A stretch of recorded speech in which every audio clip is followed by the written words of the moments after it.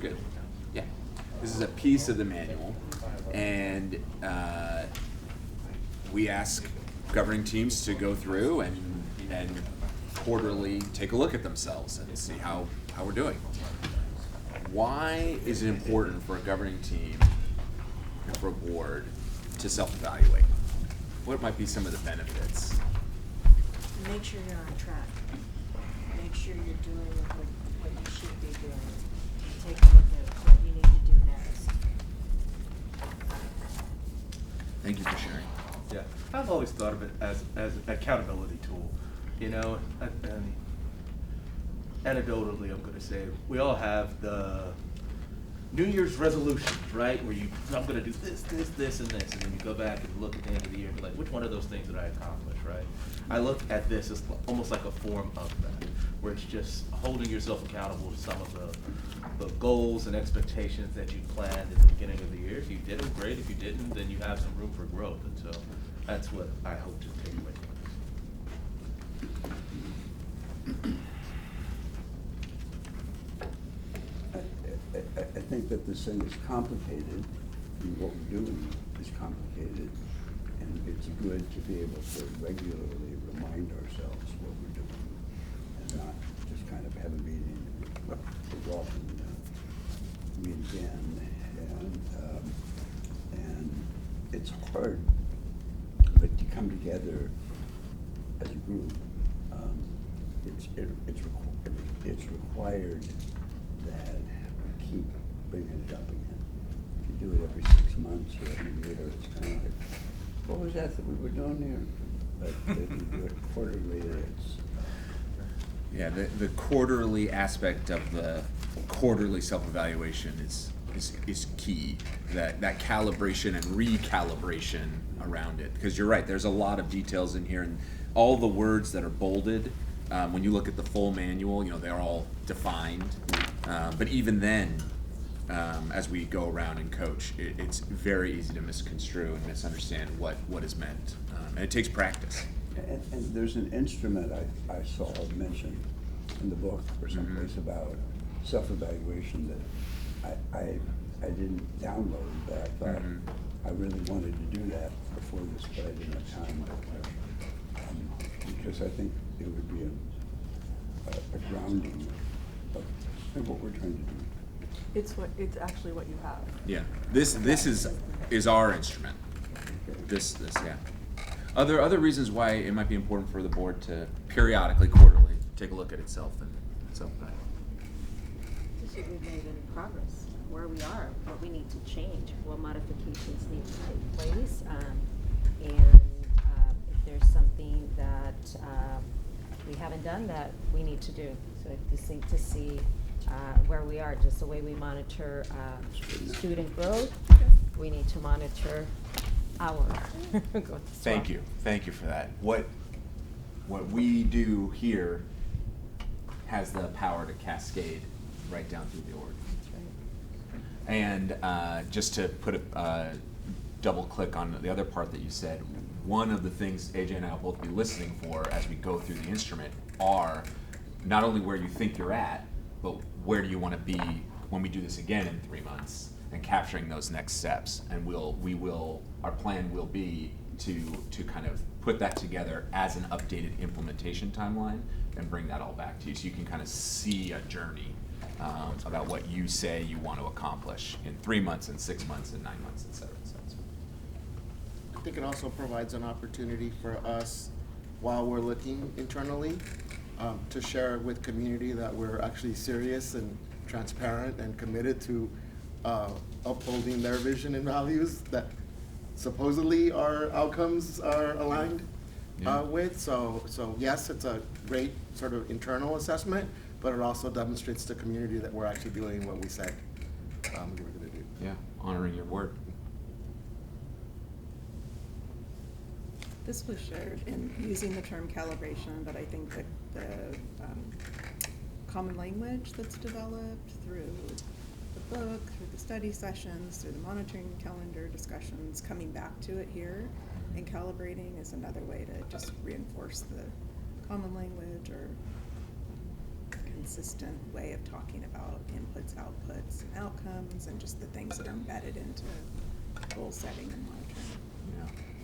Yeah, this is, I'll just say, this process is not about the good way, the right way, the wrong way to use these words. These are just words. There's just a way that we use them in this particular framework. So it's very common that people use SMART and mean a different thing. People use goal and mean a different thing. There's all sorts of words in here. And so when we keep bringing you back to, well, this is what we mean, that's because this is our understanding of the research and what is going to drive progress. But it's not that like this version of SMART is better or worse or bad or good or. How, if you, the framework is, obviously there's some numerical, it's quantifiable. There's out of 100 points. I just wanted, before we begin, I wanted to just be clear that effectiveness is not like a binary. It's not like you just flip a switch and all of a sudden you're at effectiveness. But we have a broad goal that we want to coach our boards up to at least being at 80. Okay? And I offer that at the beginning just to say that effectiveness does not require perfection. This is of course, we'll coach you to 100, not today. Very unlikely you will self-evaluate at 100 today. But 40 is much more effective than 20. 20 is much more effective than 5, and 2 is much more effective than 0. And so it's a spectrum, and it's a continuous improvement tool. It's a continuous improvement tool. So no matter where we score, literally if we score today at 0, or if we score, doesn't matter, there will be next steps and we will go from there. And even a score of 0 doesn't mean there hasn't been a lot of aligned hard work to get, to make progress. I've seen a lot of hard work in plenty of boards, and they still end up technically scoring at 0 because they might be missing like one thing, but 3 months later they fix a few things and boom, they're at 42 points or whatever it is. To unlock past 0 can happen fast. I don't know where you're gonna end up, but we'll see. Any other reasons why a board wants to self-evaluate or do it in public? Do it in public, to be transparent with the public. Yeah. I think that that's important. We need to be very transparent whether we're in a good place or not in a place where we want to be. I think transparency is critical in the work that we're doing. Accountability. Who are you holding accountable today? Us. Ourselves. Yeah. People let this do. Okay. So with all that kind of preamble and discussion, I think we'll dive in. We'll probably take 10 to 15 minutes kind of per section, but it'll be whatever it is. And did you all have a chance to kind of do some individual reflection to say, right? So we're going to start here with vision and goals. You're the voice, Eric. Will you just read at the top, the gray? Just the first sentence at the very, very top. Vision and goals. The board will, in collaboration with the superintendent, adopt goals that are student outcome focused. Okay, so as we work on this process, we start at the red, and you ask yourself, there are 3 clauses there. Are any of them true? Yes. No. Did anyone score that the board has not adopted, that those statements are true? Did anyone score that they are true? Yeah. So I do have I'm not sure about the second one. Okay. Whether the board has consistently demonstrated the ability to distinguish between inputs, outputs, and outcomes. Okay. Others? The third one, board has not hosted opportunities to listen to the vision of the community during the previous 36-month period. But we started off trying to do it and didn't do a very good job of it because it's hard.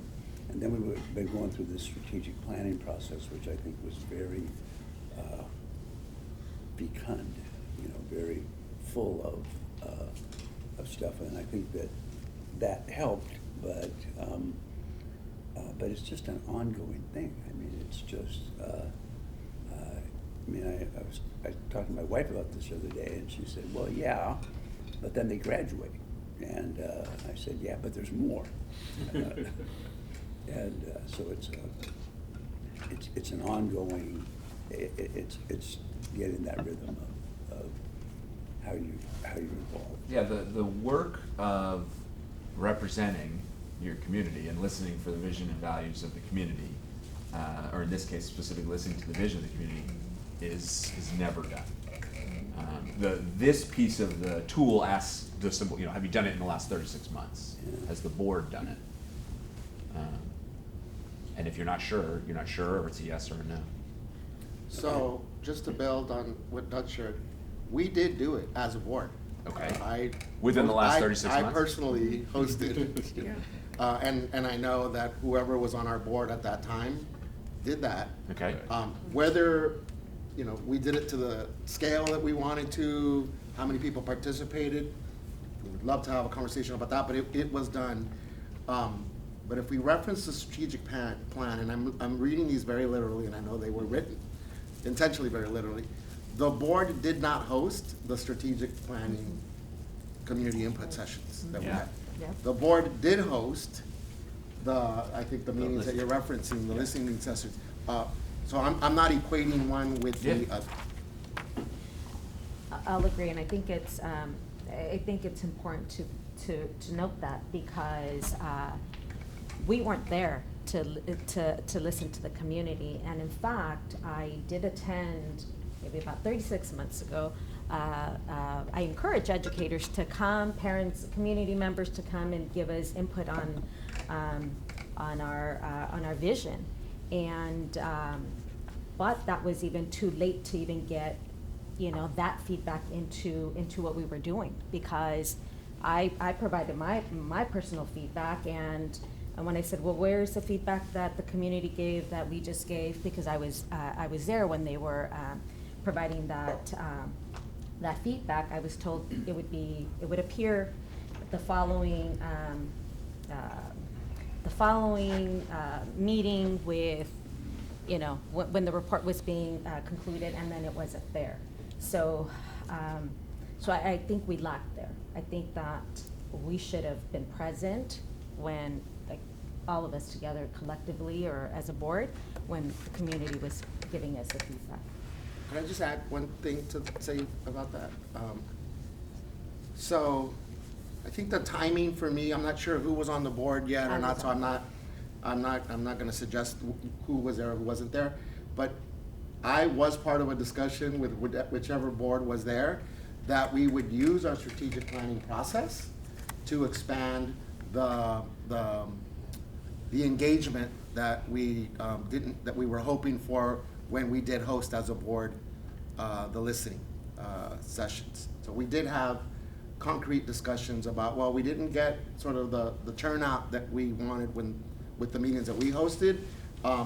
Does our strategic planning process align with the visioning that we were trying to do? And I'm not arguing for or against, but we did have a conversation that in lieu of hosting an additional set of board-hosted meetings, so that it wouldn't confuse community members, I'm going to a strategic planning visioning session, and then I'm gonna go to a board visioning. What's the difference between those? We did have that conversation.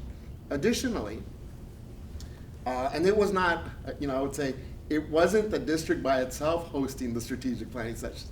We hired an outside consulting group to do that.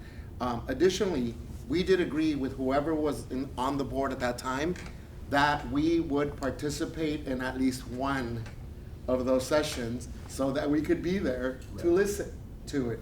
Whether we were able to do it or not do it, our commitment was that we would show up to at least one of those.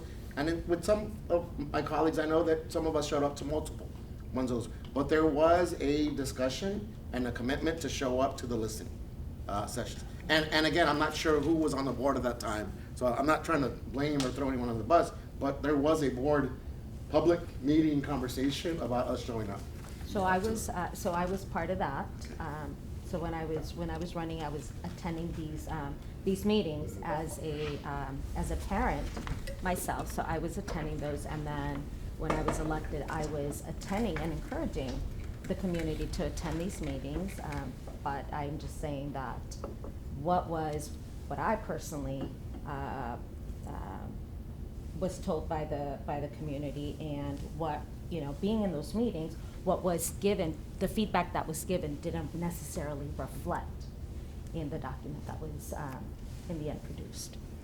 Well, And just not everything. I was just gonna say for So. AJ and Greg, for just the sequencing, so the board in our student outcome focused governance journey did, and I think you'll remember this, did go out and hold sessions in each of the district areas with partner board members, and I think to the point that's been made, the attendance was not as good as we would have hoped, but there were 5 sessions held with partner board members. Then the Prospect Studio who joined us, the first year was, and I just want to separate vision board that the board ultimately approved, values and portraits were developed in the community, separate from the strategic plan. So we're using the term strategic planning, but the whole first year was around vision. And so we'll separate those, because then the vision was brought to the board, the 3 portraits and the core values for the board to approve separately from the work of the strategic plan. And with the work of Prospect Studios, they gathered over 100,000 points of data, and they compiled that into a final report, and it was it was kind of divided into themes, which then became the graduate portrait, the systems portrait, and the adult portrait. And maybe not every individual idea was represented, but it showed up as a theme or as part of something else. But over 100,000 points of data were collected, and so, just by the sheer number, not every idea would be directly represented, but represented Yeah. in something else. And I agree, I think it would be pretty ridiculous to think that we could put every idea into a document. But the general ideas, and I'll give you an example, there were multiple educators, multiple parents, and students as well that were advocating for an increase in counselors, academic counselors in the schools. If you look at the document, you don't really see that reflected, just to give an example. So I completely agree. I think that's just not a way to operate, but you definitely have to look at those umbrellas, like those things that, the community was saying, these are like the things that, we want to see, that you do for us, so. So if I can bring it back to the vision piece of it, thank you for clarifying the strategic plan, the visioning. Again, just as a reminder for us, I put down that if I was in the zombie apocalypse, I would try to be the historian for the group. Super useful. I'm sorry, I didn't ask you. We handed over the data from our board-hosted Yeah. listening sessions to AJ and the team. We have an aggregate version of raw notes from those sessions, and then AJ and or the team, I'm not trying to give you so credit, organized for those for us and presented for us. So again, whether we did or didn't do a good job on the piece that we didn't host, I want to make sure that we're separating that, because we did, correct me if I'm wrong, AJ, we did hand over data points, raw data points, and then got those back, and then per AJ's advice, we shared the raw data points with the community for feedback and input, and shared the themes and had a conversation over them. And as we continue to do this process every quarter, the 36 months refers to a different 36 months, right? So you will be quickly coming upon the time when you will be called upon to do it again in a very deliberate way, and also you can remember these lessons of how, what is the board, how did the board do its engagements a couple, I don't know, it sounds like 2 to 3 years ago, not quite 3 years ago, but somewhere in that. 3 years. Has it been already a full 3 years, or coming up on it? Yeah, it was 2.5 years ago. Yeah, so you're coming up, you're 30 months, right?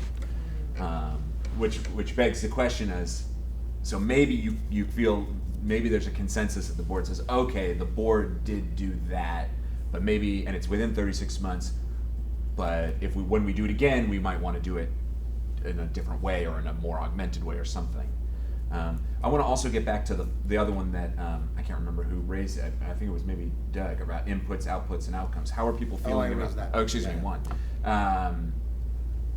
How would you? I think the question is, how would you know whether or not your colleagues and yourself are consistent at distinguishing between those things?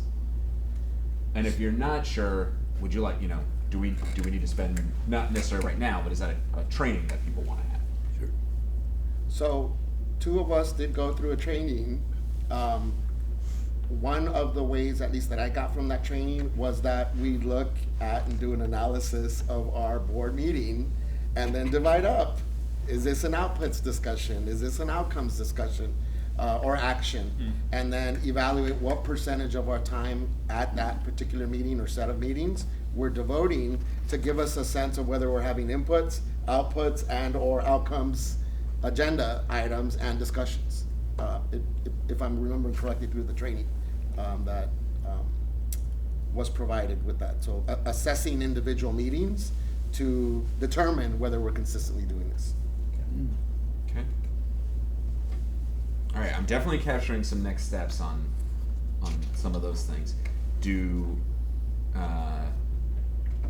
Is the board ready to kind of decide on a consensus, like that some of these things are not quite where they need to be, and therefore we're at not outcomes focused? Or does anyone want to make the case that no, we've technically met those things, and we want to see if we're at approaching student outcomes focus? I think, actually, when I did my homework, I thought we were further along. Yeah. But I'm being brought back down to reality, and I'm realizing, no, you know what? I think we need to revisit this, because when we had that training, that was 4 years ago when we had that initial training, and the board makeup was completely different. So I think it would be in our best interest to kind of, maybe start from scratch. Let's start from the beginning. Let's revisit that. And sure, there's a couple of us, 3 of us, I think it was, that were involved in that original training, but it's clear to me we need to start again. And we definitely need to think about the board hosting another community visioning or some type of community engagement where it's that two-way communication, I think. Mm-hmm. That's something we haven't really done since that time. Yeah. And we're not in the habit of doing that. Mhm. But I believe that somewhere else in this document that we need to be doing that on a regular basis. And so I think we need to start at that training part. But I'd say, yeah, we're not there yet. Okay, so I'm hearing. Yeah. Yeah. And I just wanted to piggyback on a couple of those statements and make sure we're on the same page here, where, and please don't take this the wrong way, but the term "start from scratch" scared me a little bit, just because I do think that we're in the process of doing some great work, right? And so we are in the midst of what some call the aperture of opportunity. And so I think often people go back and want to start the dish over and over and over, and then they realize they never cooked anything, right? And so I do think that you're correct in wanting to go back and do a review, and I would agree. Going back to our community, letting them assess where we are in this process so that they too can be abreast of the work that has been put in, the status of our efforts, the status of the district's efforts, and where we can do some pivoting, so on and so forth. So that was just, all due respect, just gave me a little bit of cause for pause. For the sake of this conversation, I would say, from my assessment, I would say that we're on par. I would say that we're meeting student outcome focus, right? From what I read, right? As So, I think that we have, and I hate to use this term because it always has a negative connotation attached to it, but I would, and I don't mean it from a negative connotation, but I think we've checked the boxes in regards to the items that are listed under meeting student outcome focus. Now, do I think that there is a heightened level of detail that would be appreciated in maybe some of the concerns that came up during the meetings or when we were getting community concerns? Absolutely. Do I think there could be a heightened level of detail put in our conversations when we talk about inputs or adult inputs? Like those kind of components probably could be higher on the forefront of our brains when we're doing this kind of work, but it doesn't change the fact that we have done the expectations and have put in the infrastructure to meet our goals. okay. So I'm hearing we might be at 0, we might be at meeting student outcomes. So just to clarify in terms of how this works, in order to be at meeting student outcomes focus, you have to have accomplished everything in that green column and everything in the yellow column prior, and not have done anything in the red column. Correct.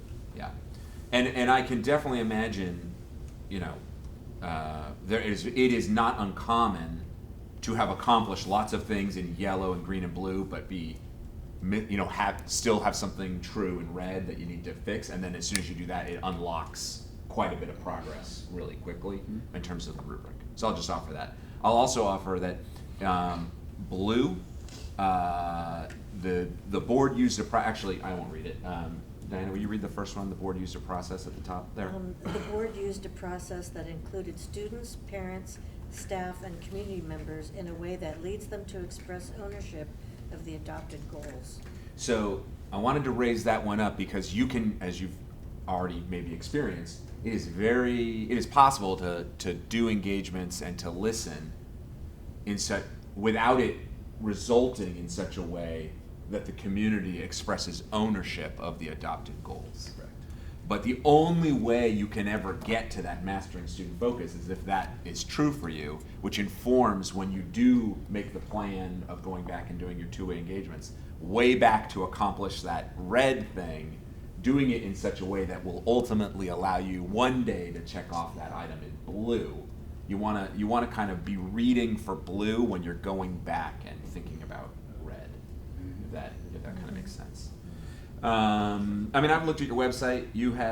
The board has adopted goals. They're on the website. They are smart. You know, on some of these yellow things, right? You have no fewer than 1 and no more than 5, right? That sort of thing. So there are a lot of details in here that are quickly, addressed or have already been addressed. You all have to decide where do you think you are. I'm not here to share. It's either there's a consensus that you're missing something in the red and therefore you are at not student focus, or you've done enough of that, or the board in that prior iteration did that might unlock. We can keep going and clarify.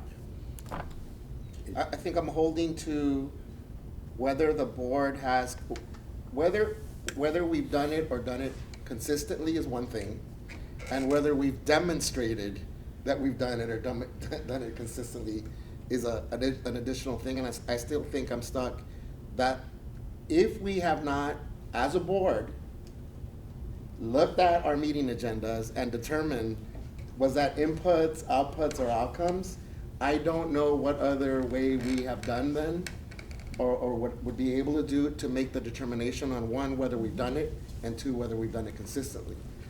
So anything after that column, quite frankly, to me, rests on what you just said, right? That doesn't mean we didn't do things in the other column, but the first criteria is no items from the previous column. Yeah. All right, so that's where I'm stuck, and I'm not disagreeing with Eric that we've had, so that they've come up. I just don't think we've demonstrated because we have no evidence to prove to say, hey, look, we did an analysis of these, X number of meetings in the last, and here's how much time was outputs, inputs.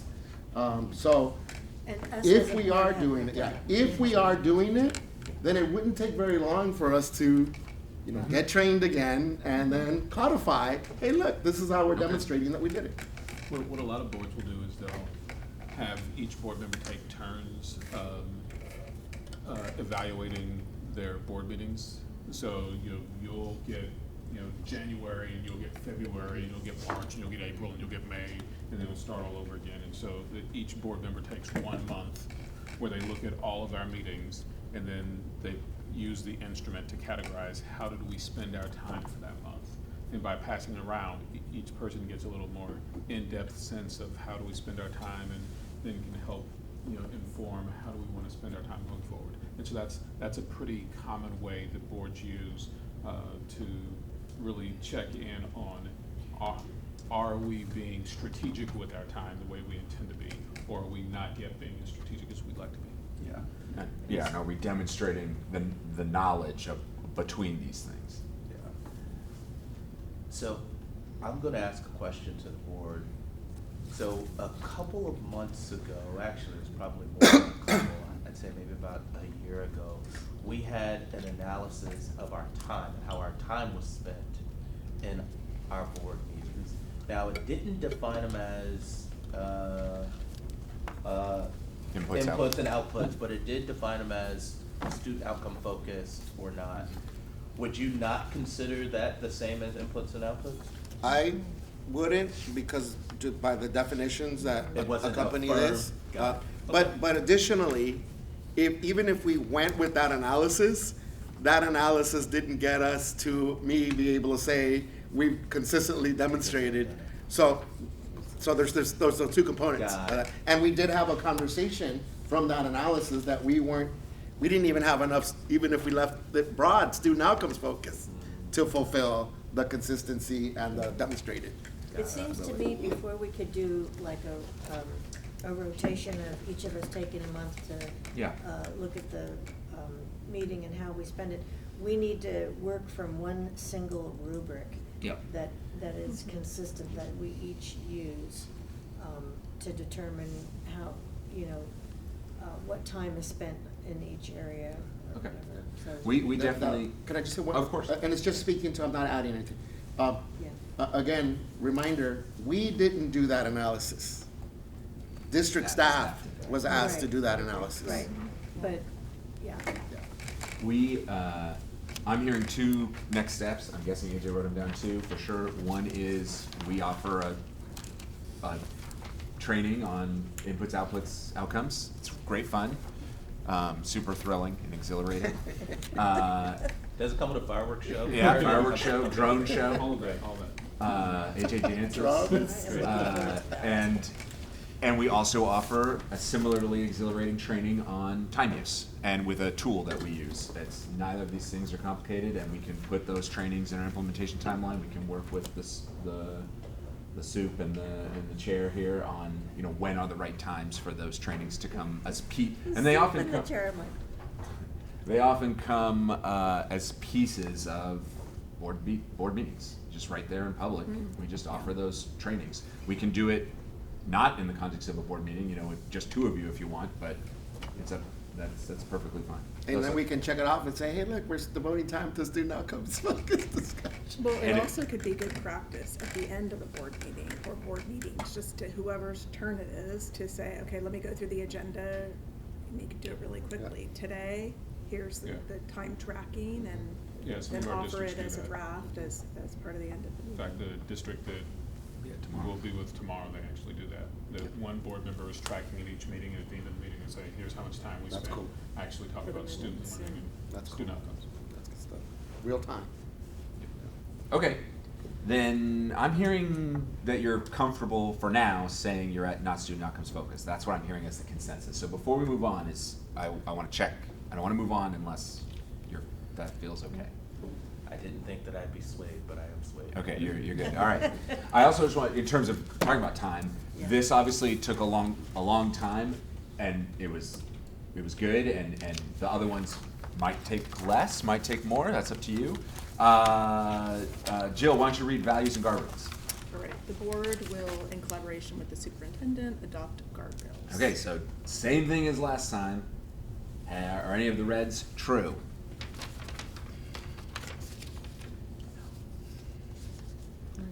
So I think a few of the reds are true. Okay, which one's true? Board, You're on a different. I'm sorry, I'm on the wrong page, I'm on the wrong page. Values and Like, guardrails. it's you, There's there's no- only two. Yeah, no, only no, two. I'm on the wrong page. Yeah, There are I'm only on the wrong two, page. and if Like, you I'm look so closely, they're almost exactly the same words as two of the prior. I retract that, I was on the wrong page. So in the last 36 months, the board did some listening for the community's values. This one's specific Yes. to the values. And have you all adopted goals? We did. Yes. Okay, so the consensus is we can move on to approaching. The next step is at approaching. Are any of those not true? Have you done the first one, the second one, So I am not sure, sorry, Dr. Baker, whether the superintendent, I'm reading 1, 2, 3, third item down, whether the superintendent has adopted in collaboration with the board 1 to 3 interim guardrails for each guardrail, and then that each guardrail is smart. each interim guardrail? Each interim guardrail, Yeah. sorry, each interim guardrail. So you haven't seen those interim guardrails? No. Not to my Okay. knowledge, Great. unless it was at a meeting that I did not attend. Great.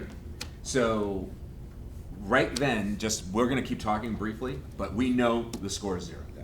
That's how this tool works, because you have to have them all in order to get the 5 points. But we're gonna, so we can talk about what an interim guardrail process looks like and how to get those, do work around those, that's for sure. But before we move on, what are are there any other that you think, you have adopted guardrails, correct?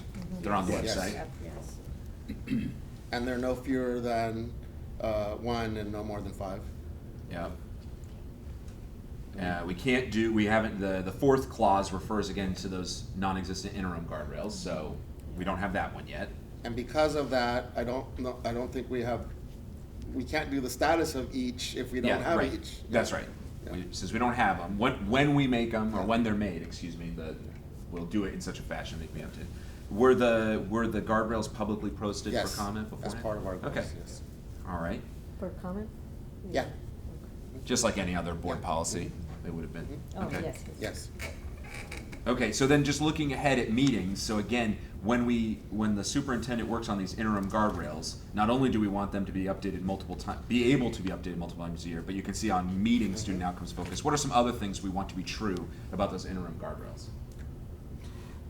So again, going back to our well-defined outputs, inputs, or outcomes, the second, all interim guardrails pertain to outputs or outcomes, not inputs. Okay. And so that's why I go back to, if we're not clear on what those are, Mm-hmm. then we wouldn't be able to determine whether the interim guardrails align with that. And just above it too, we'll need to make sure those interim guardrails have ending points Correct. for each year.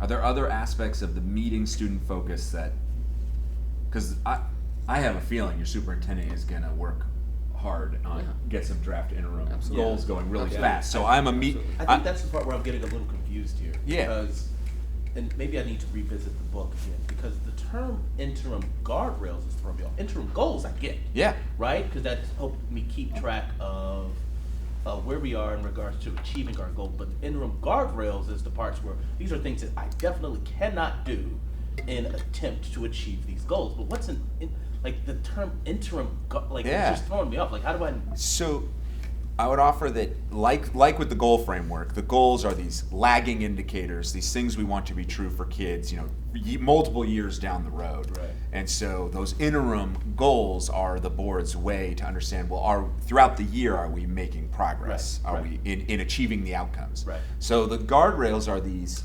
thou shall nots. Correct.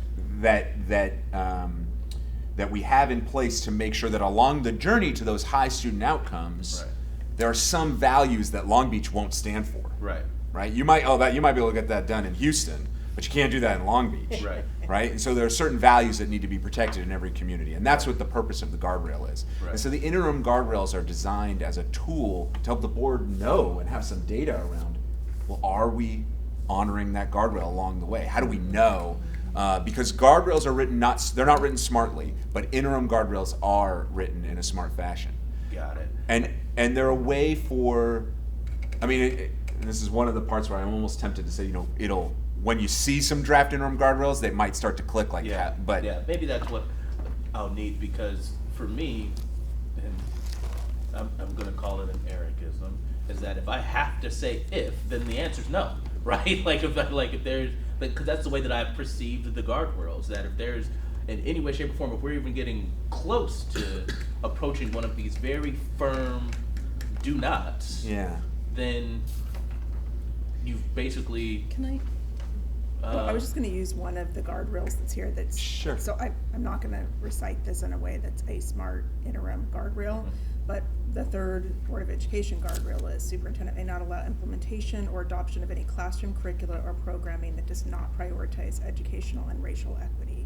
So I'm imagining that in an interim guardrail, we might talk about the use of a racial equity tool that is in our curricula adoption.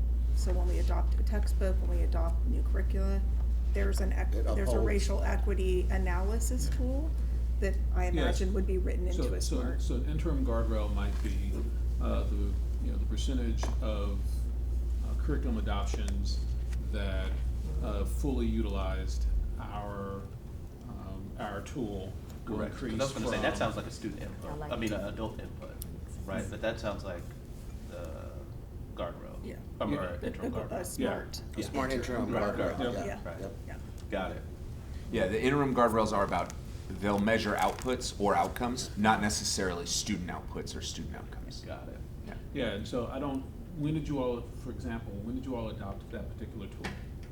We've been testing it over the last couple of years, All right. and it's, So of all of the curriculum that you have in the district now, how much of that curriculum, if you're guesstimating, was adopted using the tool that you're just now starting to use? 25%. Yeah, and so maybe the interim guardrails as a percentage of instructional materials deployed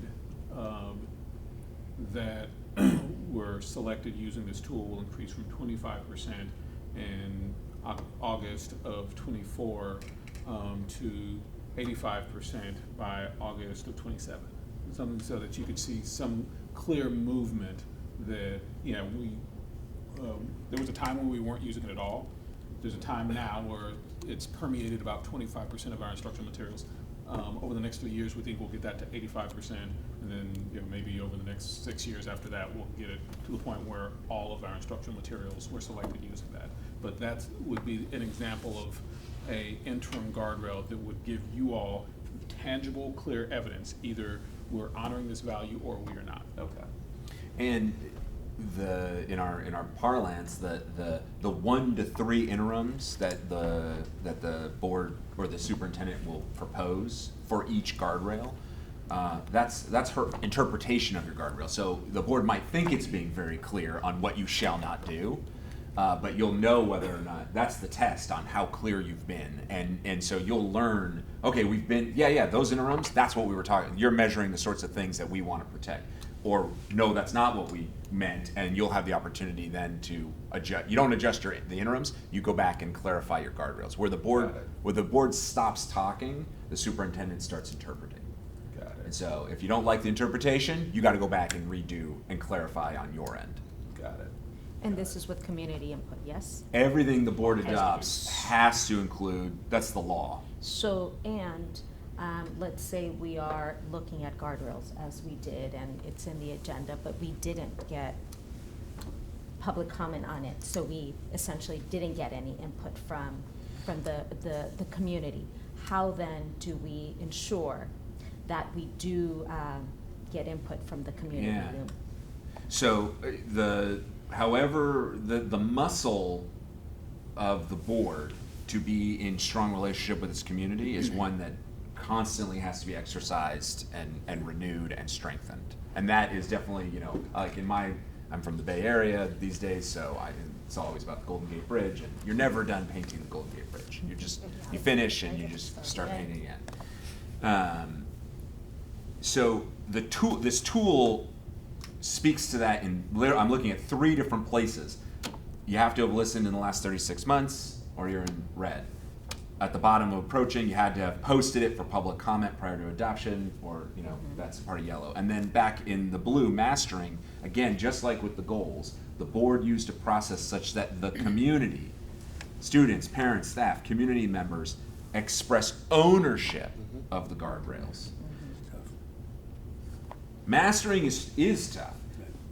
You can be effective on behalf of children without being at mastery, but let's go for mastery, right? We're the nerds, right? We want to get a good If we're grade. gonna do it, we're gonna do it Right. well. So, but only Long Beach can decide what that means for Long Beach. About how would you know that your community is expressing ownership? I can't offer that for you, other than you can talk about that, you can think about that, you can brainstorm about, like, what would be the signals that we think our community is really expressing ownership of both our goals and, in this case, our guardrails.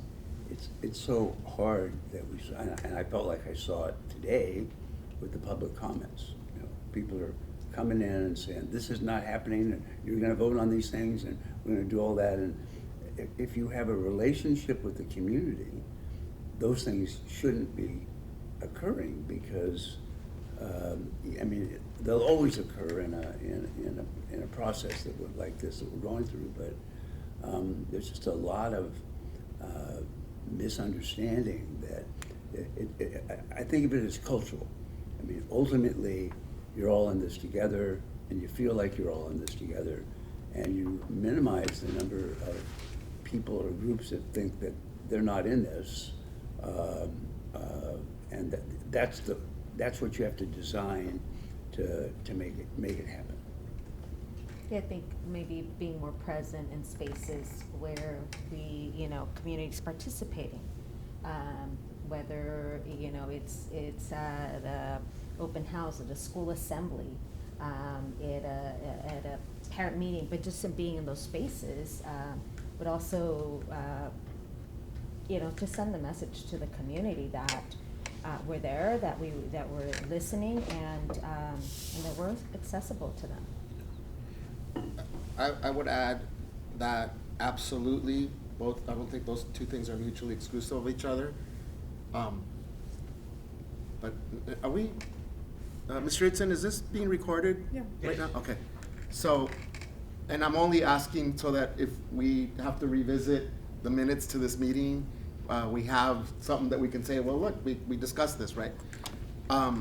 There's a difference to me, and using this tool and using sort of the framing that we're having a conversation right now, between me being present somewhere and then reporting back to the board, hey, this is what I heard in the community, versus being concrete and intentional. We're asking the community for feedback, for input on these specific things, right?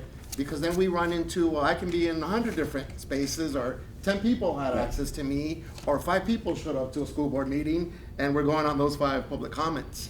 But were we providing first the information, the tool, so that we could, as a board, collectively say, here's what we're hearing from our community, and then as individual board members say, using that same tool or framework or data collection method, or did we all use the same script? You really put it back on us.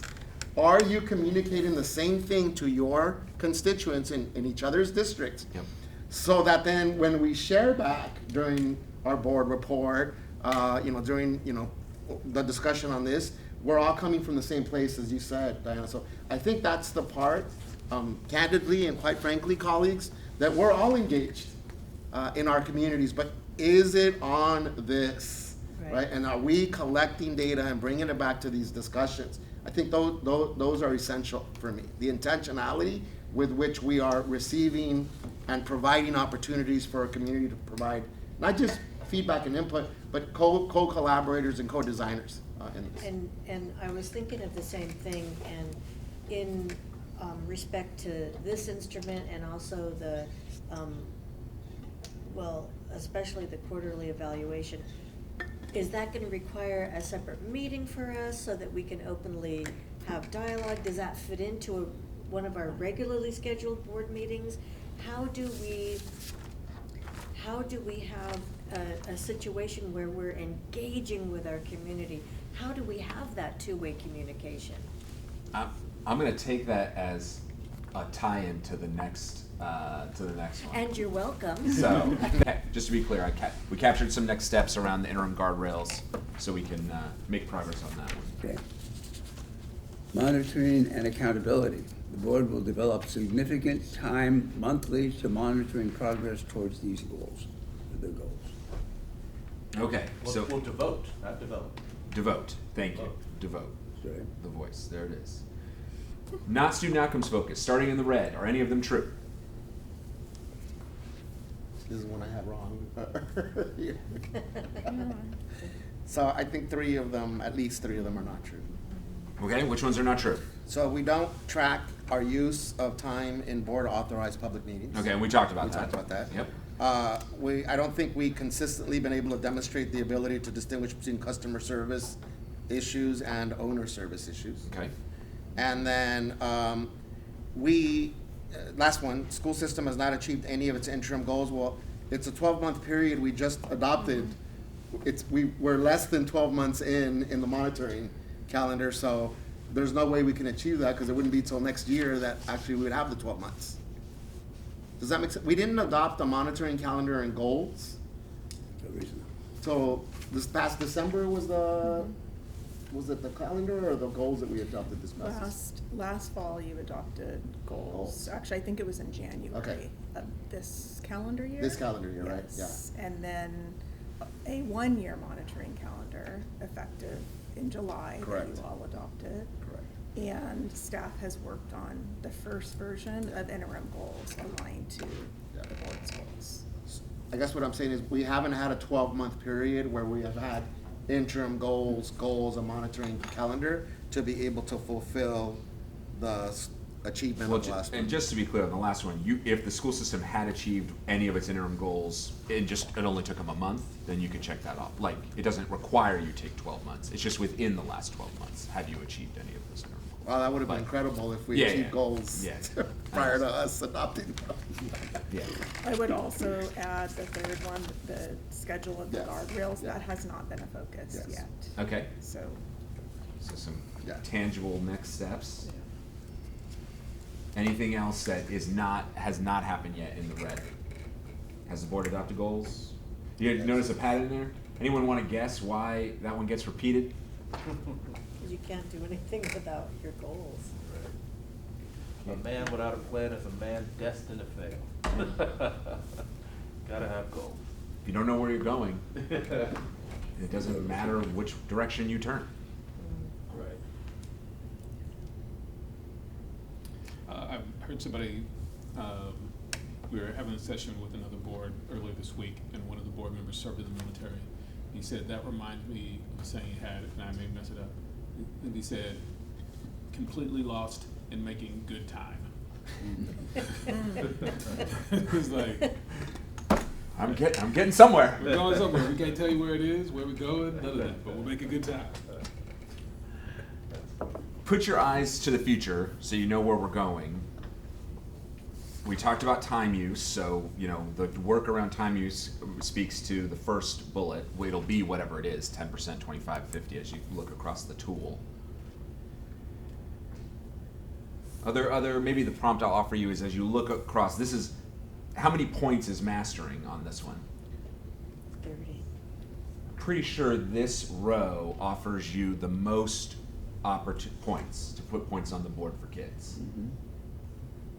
So I want to take a moment here. If there are questions on any of what does it take to do this, or what does it mean to do this? This is a real good one to. Yeah. The one thing that I saw in the mastering Yeah. column, which was kind of the undertone of my initial cause for pause when talking with President Craighead, was, the board modifies its goals and guardrails.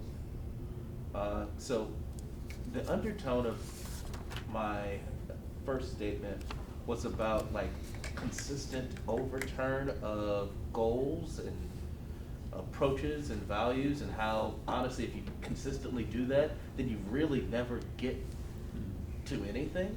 Mhm. And so I guess from that statement there, I'm just curious on,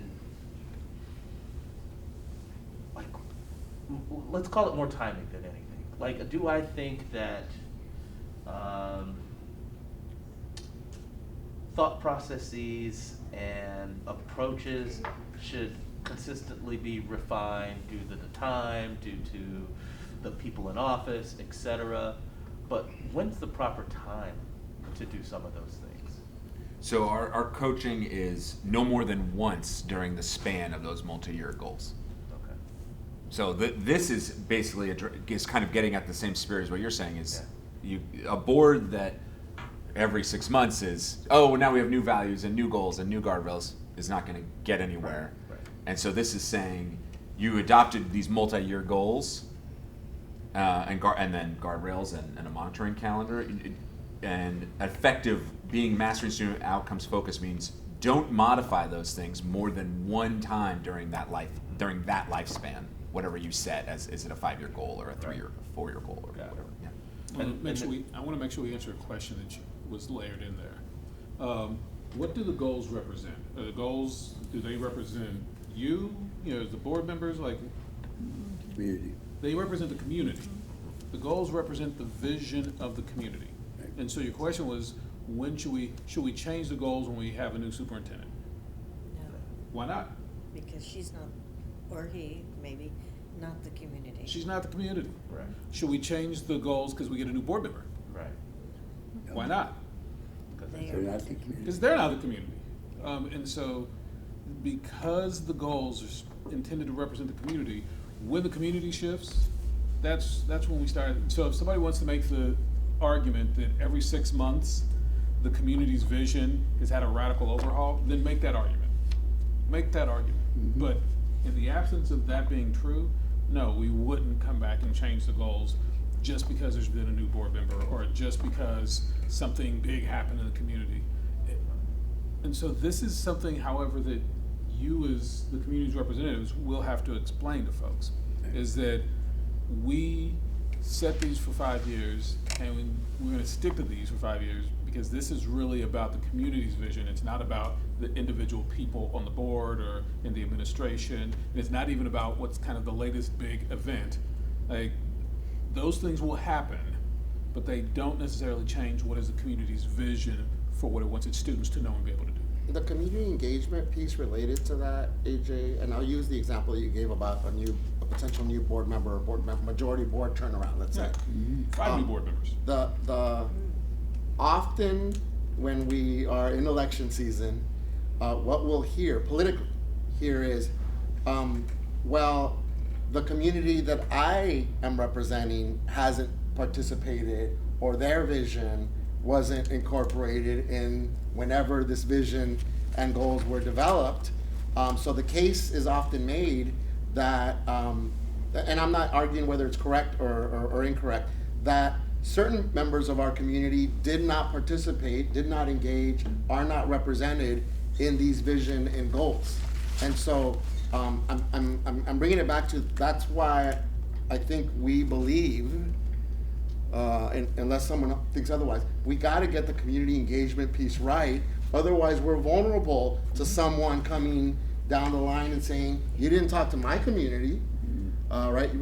The community that I'm here to advocate on behalf of and uphold their vision for student success was not a part, and or they were, but then they were ignored or dismissed, right? So again, the community engagement piece to me, as is reflected through these, if they don't have ownership of this, then we don't ever have a community member come out and say, hey, 100 of us were there. This, equity anchors this piece to not to counteract, but to affirm that we did engage our communities. But wouldn't we know that if we are meeting with the community every 36 months, right?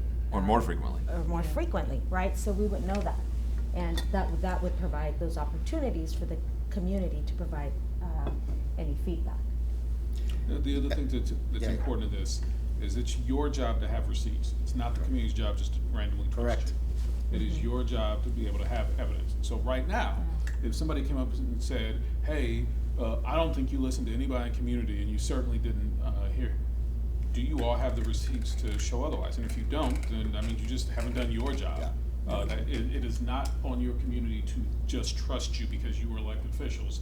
You have an obligation to be able to demonstrate, here's the evidence. And part of that evidence you have because you asked me to create it for you, to do a thematic frequency analysis of what you heard. And so you could show that, well, actually, here's the full list of everything we heard, and here's a summary of it. You read those, and this is where we took that from. But that's part of why we did that, is because you cannot expect that your community should just trust because you're an elected official, that they'll just take your word for it. You need to show up with receipts, and the red, by the way, is like worst case scenario stuff. So when it says if you've done this at least once every 36 months, it's not saying Only. wait 3 years in between listening to people. It's saying if you were Bare minimum. bare minimum if that's what you're doing. Ideally, let's have a calendar that says what is the frequency that we proactively want to be having these conversations. Like that.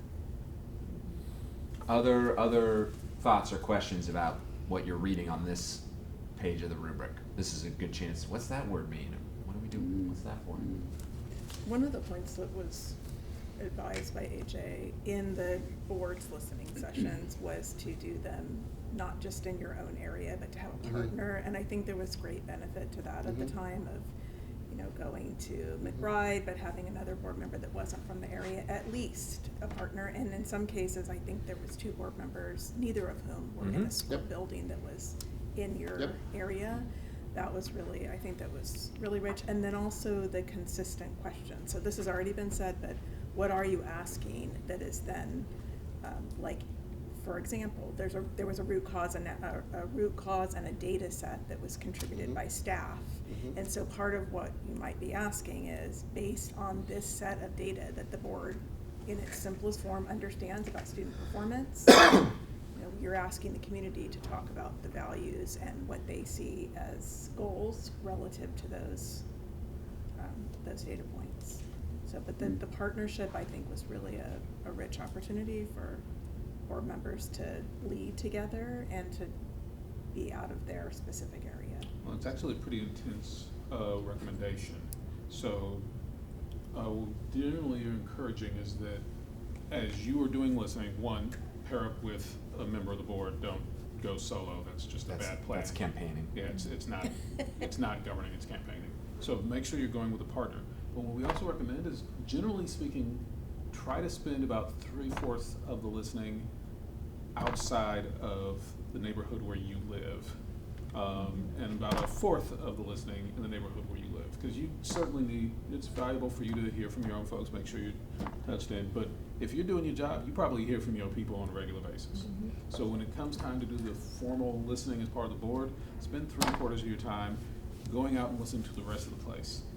And I had a board that, one board member, like, he was like, well, why would I do that?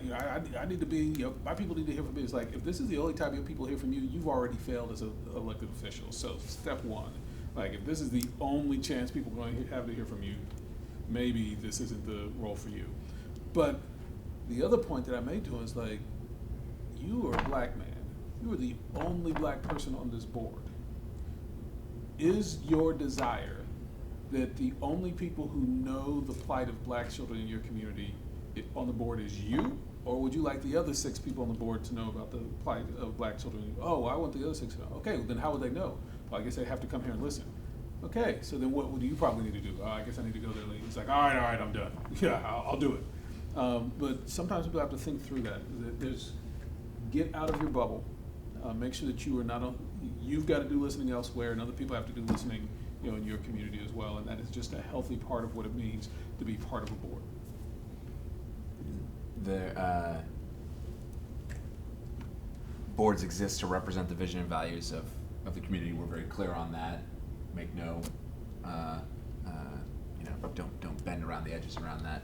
And so you can see throughout this tool, and we're only about halfway through, but I do still believe it'll get faster and faster. That anchor experience of listening enables progress on effectiveness across a lot of things. All right, so we've got some clear next steps there to get us out of the red there. We're going to move on to communication and collaboration. Jill, you want to read that one? Sure. Can't remember who The I've already board told them. will lead I think you're next. transparently and include stakeholders in the pursuit of the goals. All right, back to the red. Oh, look at that first one. There it is again. I've never seen that before. Huh. It's different. Can you imagine being a board who had not adopted goals? Right? Where you'd be right now. We'll adopt some more. Did you all receive materials at least 3 calendar days before they have to be voted on? Yep. Yes. In the last 12 months, in any single month, including committees, were there more than 6 board authorized public meetings in any single month? No. I mean, y'all, that's a lot. Okay, all right. Phew. Any 8-hour meetings in the last 12 months? No. 8 hours? Today, we might get there today. No. We had a 23-minute meeting last week. All right. All right, no 8 hours. We'll keep going. Do you use a consent agenda? Yes. Yes. All right, so that one's not true. It does not use a consent agenda. And in the last 36 months, we're saying yes. So I think you have these. None of these are true. Congratulations. Let's look at yellow.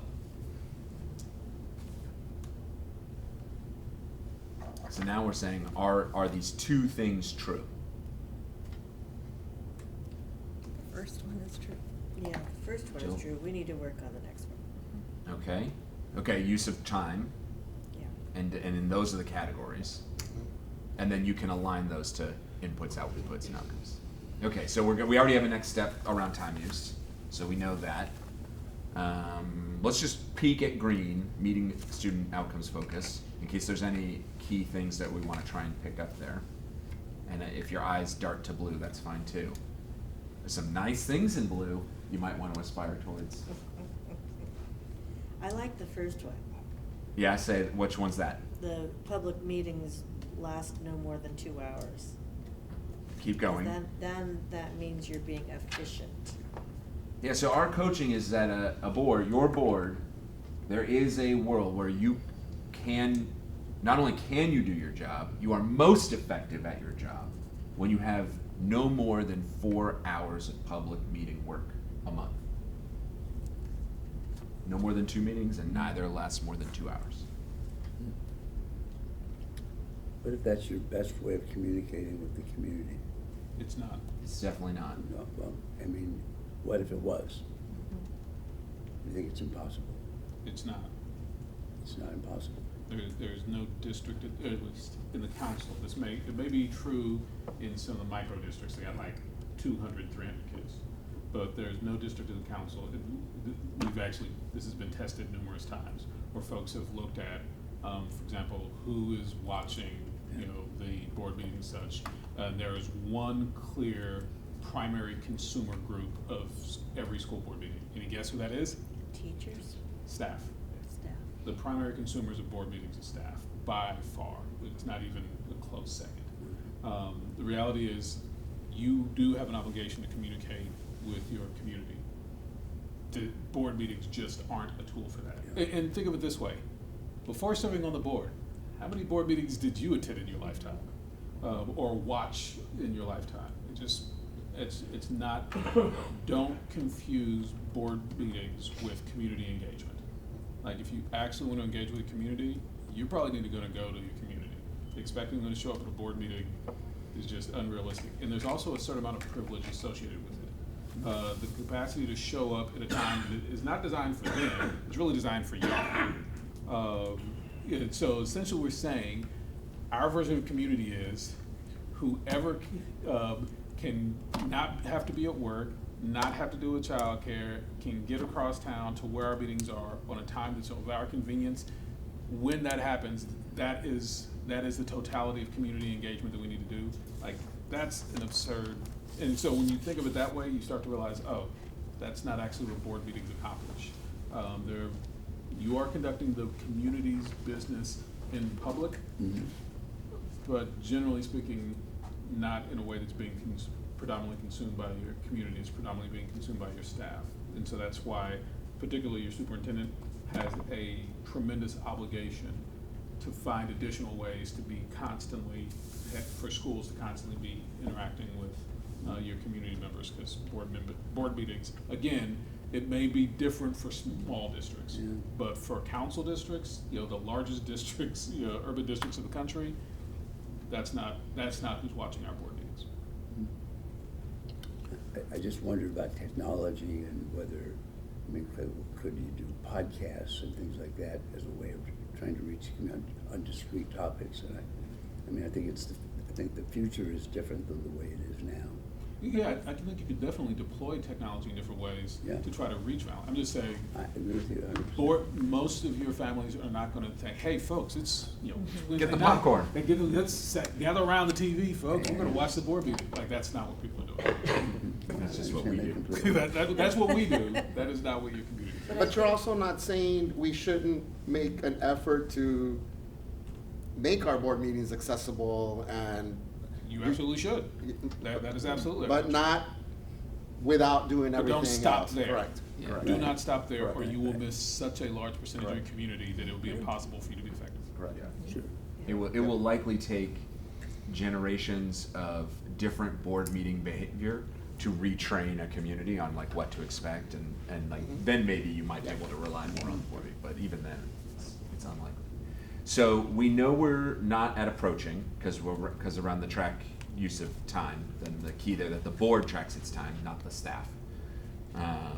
And so we know we're again, if we haven't accomplished everything and approaching, we're back at not students, even though we did check all those red boxes. We have a next step. Does anyone else want to highlight anything else for us to think about as we, in the next quarter, to try and aim for? Well, the work on board policies, bylaws. Yeah. I think should align with what we're doing here this morning. So the board limits its adoption of board policies regarding school system operations to matters that are, the ones that are required by law, non-negotiable, but an appropriate exercise of the board's oversight authority is defined by the board's adopted goals and/or guardrails. What I'm understanding here is that should inform the work that we're gonna do around policies, bylaws, et cetera. What does that mean? That says a lot right there. So, anybody, any of you, what is that clause? We're looking at the third clause under meets focus. What does that mean in practice? Communications and collaboration stuff. Yes. Oh, yeah. Yeah. The third clause under meets focus. What does that mean in practice? And why does it matter? It speaks into roles and responsibilities without saying that, like thinking about the authority of the board and how should board time be spent. It doesn't specifically say in contrast to staff, but it's insinuated, I think, there. So board's oversight authority is defined by adopted goals and guardrails, and some of it is could be teased out in more conversation about roles and responsibilities.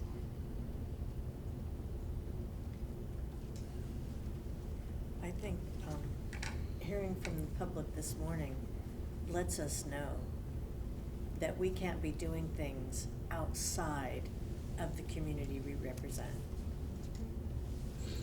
What does that mean? It's a strong message. Because we represent the community, and without their input, we're not doing the job they've elected us to do. And so we need to listen, and we need to do our business in such a way that they can be a part of it, and that they can have input, that they can give us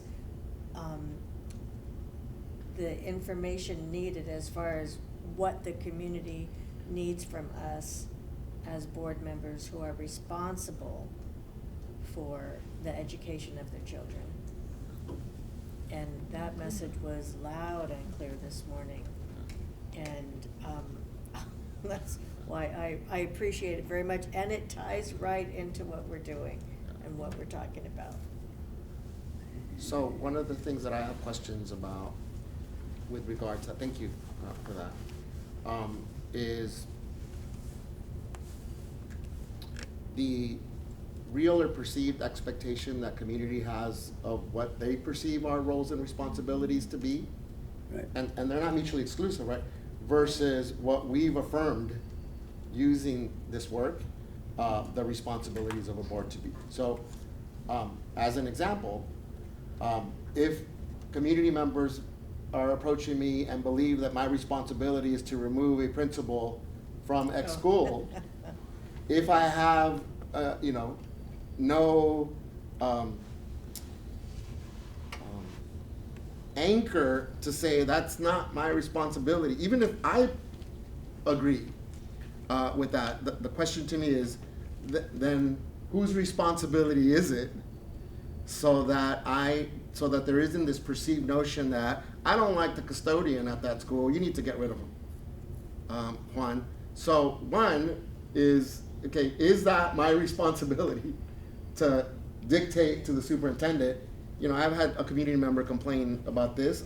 I need for you to go get rid of that custodian. And this also speaks to the prior comment you made about customer service and Correct. ownership. Correct. Yeah. So I think I would benefit from work and understanding over board roles and responsibility, because then I think then our community, if they have mastery and they're vested in our board goals, then they will also, and collectively will have a better understanding of what is our role and responsibility as a board member. Right. And it also addresses that I may have a completely view of my role and responsibility if I'm new to the board and haven't been a part of these conversations that we're having today. We need to train those folks and onboard those folks to Right. also not come in and say, I don't agree with what the four of you, I mean, they can do that, that's fine, but then what does that do to our work? If someone comes in my district, after me, and says, yeah, I don't like the way he interpreted his role and responsibility, well then that's a problem, right? But it wouldn't necessarily be a problem if the rest of the remaining board members have a clear understanding of what roles and responsibilities are. But I think the community has a right to give us feedback even on bylaws. Absolutely. Because that's going to directly impact them. Absolutely. You know, if we can't engage in conversation or we're limited to a question in a discussion, then that's impacting the community, because essentially we're not able to provide them with the information possibly that they need from a discussion that we're having. Yep.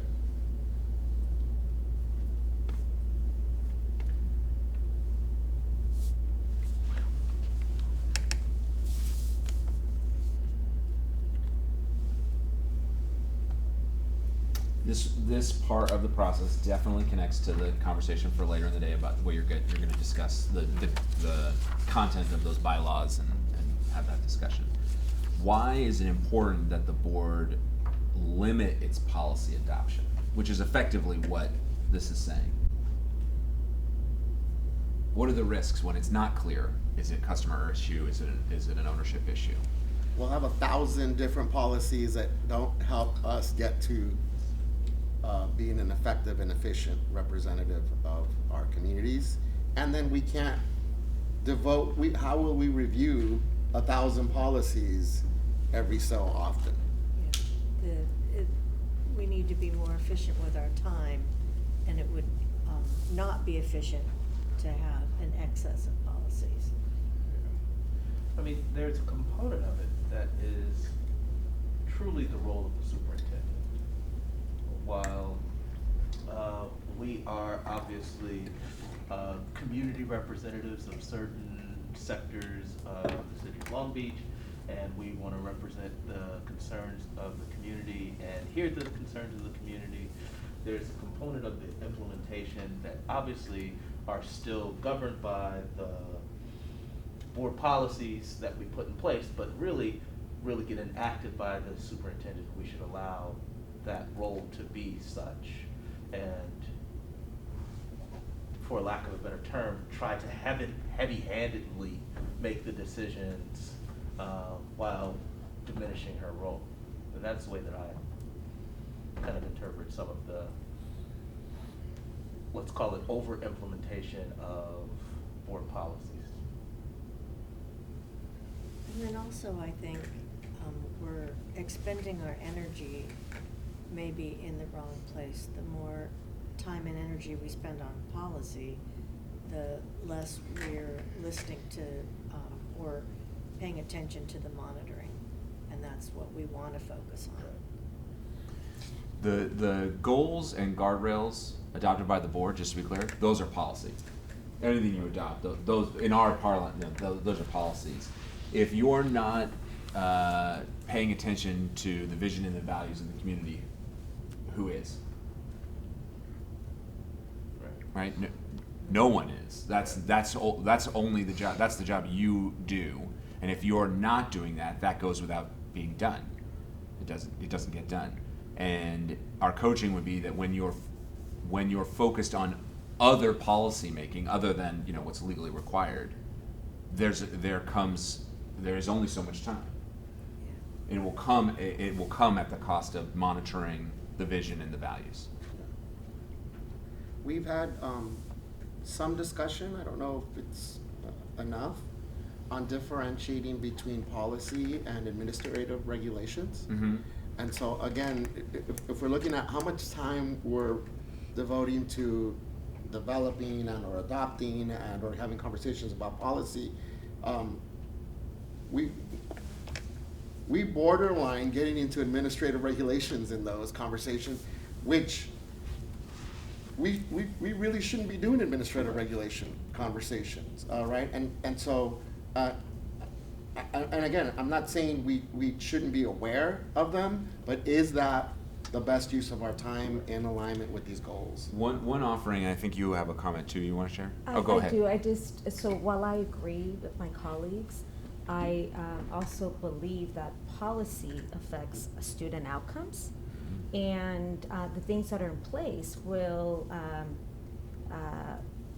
help us move those kids along academically or not. And so,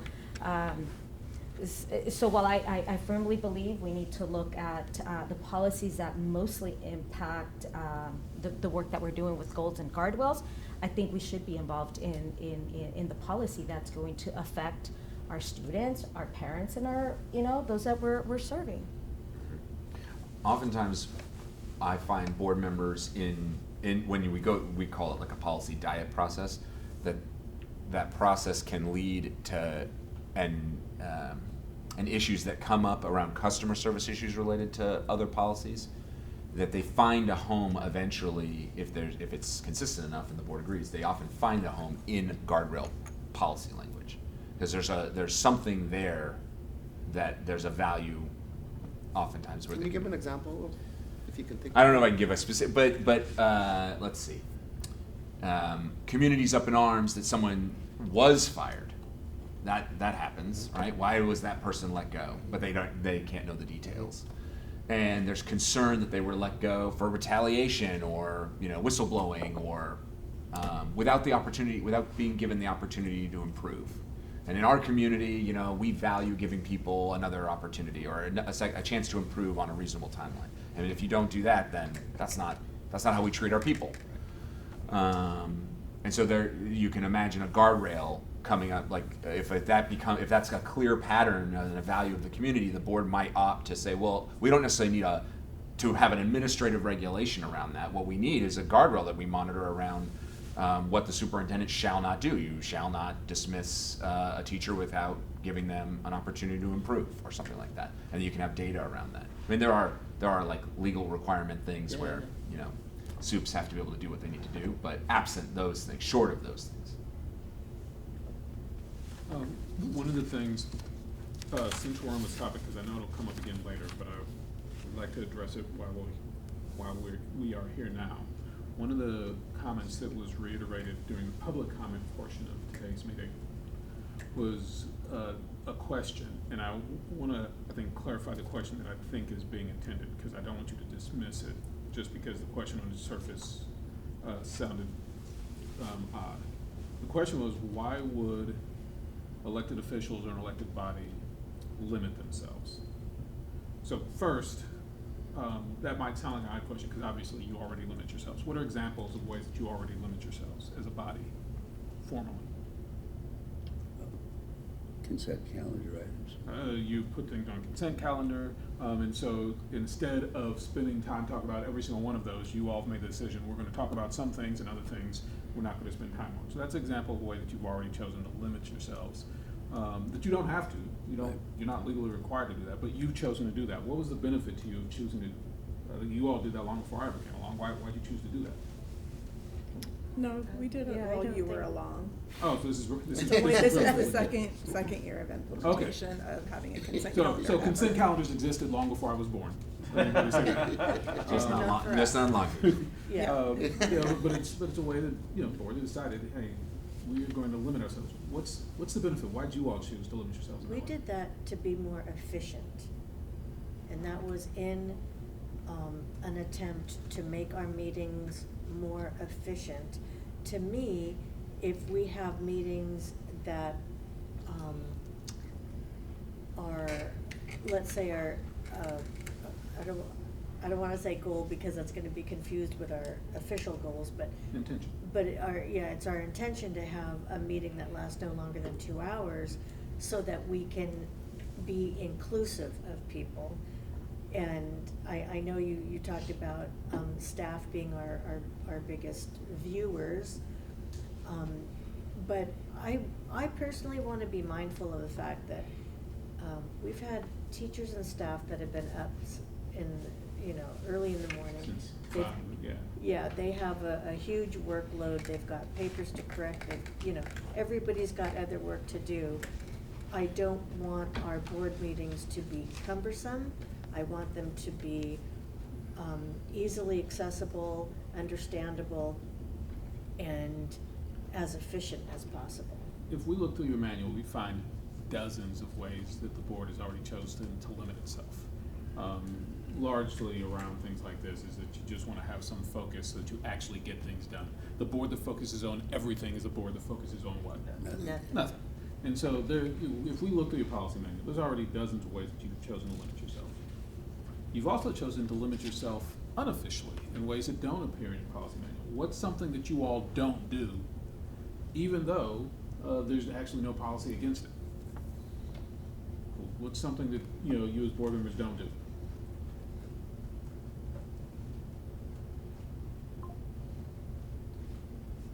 Have you cussed out a teacher in school lately? No. One. Why not? Juan. Which school? Have any of you done this? No. Is there a policy that says that you can't? No, there's actually not. Why haven't you? Why haven't you?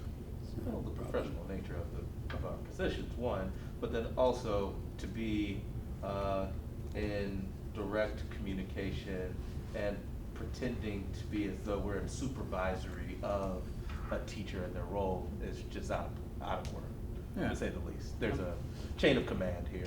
We respect the chain of If we command. sat and talked through this, we'd find dozens of examples of ways that you all limit yourselves, even though it's not legally required for you to do so. Yeah. And even though it's not even in your policies to do so, but you, and so the question isn't actually, and I wish the members of the public who said this were still here, because I think they'd agree with me. The question isn't, I don't think their concern is that the board shouldn't limit itself. I think they'd probably agree, Right. don't go cuss out teachers. I think they'd probably agree, have board meetings that are reasonably focused. My suspicion is their larger concern is, don't limit yourselves in ways that makes it harder to represent the vision and values of the community. Yeah, That's what I suspect is what they're trying to communicate. yeah. Who makes a judgment call of which limitations go too far or not? Whose job is it to make that judgment call? Board. Yeah, it's yours, it's the board. The 5 of you have to make the judgment call. We are definitely gonna have limitations, because that's how effective governing bodies function. We will have limitations on board member behavior, and we will have limitations on board behavior. But we've got to decide which limitations actually help us represent the vision and values of the community, and which limitations would hinder us representing the vision and values of the community. And so that's a large part of what this specific item is saying, is you're gonna have to make a decision how far do you go into policy that you've reached a point where it actually hinders your ability to focus on the big picture vision and values of the community? That you've gone so far in that you are trying to legislate, okay, well, I want to have a policy about what Ms. Johnson does in her classroom on Tuesday mornings. Okay, at this point, you're spending time on that. There's a whole larger world of student learning that you are missing. Like, you've just gone too far. And so you limit yourself from that. That's the nature of the conversation that this is recommending. It's also going to be the nature of the conversation when we get to your bylaws, is what each of you five need to be thinking is, which of these things create limits on me as an individual board member and on us collectively as a board? Which of these are limitations that will actually help us be more focused on representing the vision and values of the community? And which are limitations that I think will actually harm us from being able to represent the vision and values of the community? That is purely a judgment call. And we happen to be in a democracy, so who gets the final say on what the judgment is? The majority. The majority of the board, yeah. Majority will decide, yeah, actually, we think this is a limitation that helps us. We prefer that Doug stop cussing out teachers. Right. Or, hey, no, we think there's a limitation that would hurt us. You know, Doug, if you could cuss out some more teachers for us, that'd probably help us improve student outcomes. You censor me. Well, and the other part about being in a democracy is the topic comes up again, periodic review, and there's part of, there it is, in blue, in mastering, right next to it, you're able to review every policy, which would include your goals, your guardrails, your board bylaws, every adopted This policy. is the third indicator in the master. Mastering student outcomes focus, third one down. You're able to review every policy at least once during every length of time equal to a board member's term of office. How many terms? 4 years. So at minimum, you are to be reviewing these policies. All policies. All policies. All of your board policies. And there are some that you're monitoring goals policies many more times than once every 4 years. And the bylaws also are a particularly important policy, and you may opt to review it much more frequently than every 4 years. Are you currently capable of reviewing all of your policies every 4 years? Well, we're in California, guys. There's a lot of legally We required. got a lot of legally required to get updated every so often and report, and so there is a difference, and we have differentiated between reviewing policies that just need to be updated versus policies that need to be reviewed, but we have way more than what we're able to review with this rubric. One of our other districts in the council is going through this policy review process to figure out, okay, what are the ones that we need to own and review versus what are the ones that we delegate to the superintendent on a review? Even if it comes to the board for approval. Yeah. They actually, as they're going through, they found like a dozen policies that the last time they were updated was literally 1981. Yeah. It's like, wait a minute, this hasn't been reviewed since 1981. Hey, look at our policy guys back there. Yeah. No, we had a few. We had one, I think, from 1978. Oh, Lord. Yeah, because That was nothing's actually- changed. Fortunately, nothing has changed since 1978. It's the exact same. Oh my gosh, isn't that great? They had internet back then. All right, so we've captured where we're at. We know by definition of the process we must be at not outcomes focused and zero because we haven't accomplished everything in approaching, but we've started to preview and talk about work that's coming up later today and throughout, and we'll make time for more of it. Let's go on to, we have two more, Unity and Trust. Maria said you were next. Will you read the top there on Unity and Trust? Unity and trust. The board will lead with one voice in its pursuit of the goals. And there it is in red. Look at that. The board has not adopted goals. Who wrote this? Yeah. Goal obsessed people. Yes, we haven't. Right. So you have adopted goals. You have existing policies. You have existing bylaws because you're trying to potentially amend them. So you must have them. You may not be satisfied with with either version, but they exist. How about the next one? Is that true? Did any of you vote on something where you think you had a conflict of interest in the last 3 months? That we know of? No. Yeah, Yeah. Yes, all of this is to your best of your knowledge. Yeah, okay. Do board members serve on committees formed by the SOUP or staff without the approval of the SOUP or the majority of the board? And a majority of the board. Thank you.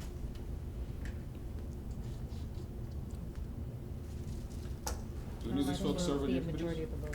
So everyone serves on an advisory group, and it is assigned and offered in consultation right now with the board president, not voted upon. Yeah. Because they're advisory groups, to me, bringing community perspective to ongoing work of the district and to the items on the board agenda. So the one shift that we encourage you to consider is anytime the board members are going to be serving on superintendent committees, that a supermajority of the board co-sign on that. So bring it. Super majority? Oh, I'm sorry, it says majority. Majority. I'm not very literate today. Majority of the board co-sign on that, and so that largely is a way of bringing transparency to, yes, board member X is serving on these 5 superintendent committees and nobody knew it but the board chair. We generally like to avoid that. And so certainly at a minimum, if you have some way of making sure it's clear that all board members know assignments, I think that's a perfect first step. But Yeah, there's a report out in the public board meeting by the member of the advisory group. So it is, anything that's the board member wants to report out comes publicly, but I could see where just an annual item where the recommendations that Diana has discussed with assignments. We usually have when we, at the beginning of the school year, we usually have a list of who's serving on what committee. So we have something in writing, but we also report out at every board meeting. And these are, and are you talking about just committees that, the superintendent? And just committees formed by the superintendent. Just, okay, You know, or the staff, but yeah. for years' purpose, it's the Yeah. superintendent. I also think it would be helpful to have a list somewhere of the committees or other organizations that we represent the district at. Like, for example, Doug represents the district for Council of Great City Schools. Mhm. He's a delegate, and so am I for CSBA. It'd be nice to have that somewhere so people know that we're, you know, we also serve in those capacities. I don't know where that belongs. Could be an information item as part of annual consent calendar. Just, yeah, when we have that list at the beginning of the school year or something. There's oftentimes also like interagency bodies. Mm-hmm. Sometimes it's different municipalities. There's like a joint powers. Mhm. Yeah. Oh, we Yeah, have we a have a joint joint use, facilities yeah. use committee With the city. yeah, It's pretty common. yeah. Kind of. Parks and Recs is a common one. It's, yeah. So this, just, clarification, this, suggestion here is only for those committees established by our superintendent. The others, we're talking more informational. Yeah. Okay. Yeah. The formal majority of approval, the formal vote of the board Yes. on those Yeah. is Yeah. the unlock Yeah. on this one. Yeah, and if, in this case, the example that you, shared, Jill, the superintendent advisory groups, have a 1 year right now? I mean, is that codified anywhere? So I think It's loose. right, it's been loose, and Okay. we've also just taken feedback from board Yeah. members to say, like, Here's what I'm interested in. here's what I'm interested in, or I'd like to stay 2 years Yeah. because there's a learning curve Yeah. to it, now I feel Yeah. like I've got my. Yeah. So there's a purpose statement, there's a, what staff participate, the focus of each of Yeah. the advisory groups, but not a term, Got but it. that could be an addition to, that's added. As part of our formalizing it through a majority vote. Mhm. Yep. I would do you have an annual like organizational meeting? Right? Yes. Yeah, probably one coming up. Yes, next week, Oh, Friday the 13th. Not to be confused with the election, which was in March. okay. Okay, so some work to do there in red, but just briefly looking ahead, put your eyes now on the next column.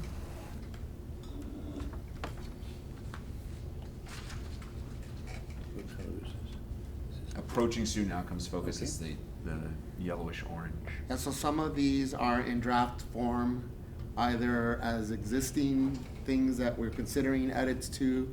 So for instance, board has an adopted policy or procedure requiring the information provided by the superintendent for one board member is provided to all board members. Those are right now part of what. That's part of the Yeah, bylaw. yeah, That's where you're yeah, thinking of codifying yeah, something like that? yeah. Okay, so you'll see. Yeah, so we So have that's in some progress. some draft language on that. Okay.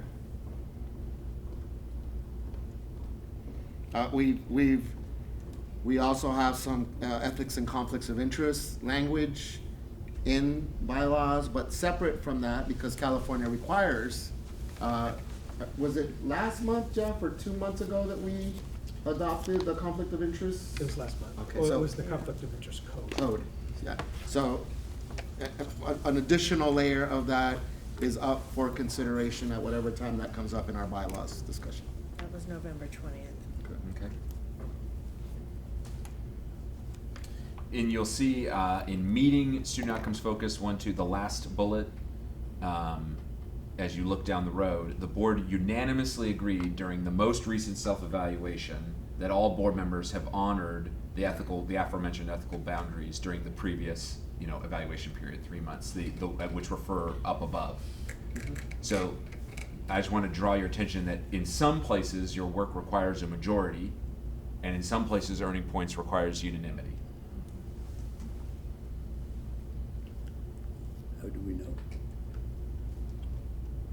You will, each of you you'll take a vote. You can take a vote. That's the clearest way to know that you have unanimity. Some boards go short of a vote and they just go around and they make it clear, but We put it on the consent calendar. you can also just do it as part Are of. you asking about how will we know the violation, so to speak, or how would you know the vote? I'm just wondering, I'm trying to make the voting at the meeting as simple as possible, and it seems like this is not gonna be troublesome unless there's somebody knows something, in which case you take it off the consent calendar. Yeah. Oh, someone knows something that may have been either perceived or unethical, or, okay. Okay, got it. In which case, yes, it'd be ideal to pull that from the consent agenda. Yeah, so there are these aforementioned ethical boundaries or limits, right? Not giving operational advice or instructions to staff, not just representing the students in your region, but representing the outcomes of all the students is right there. It's the second bullet point of meeting outcomes focus, student outcomes focus. And the third one is around fully recusing yourselves wherever there might be a possible ethical conflict or conflict of interest.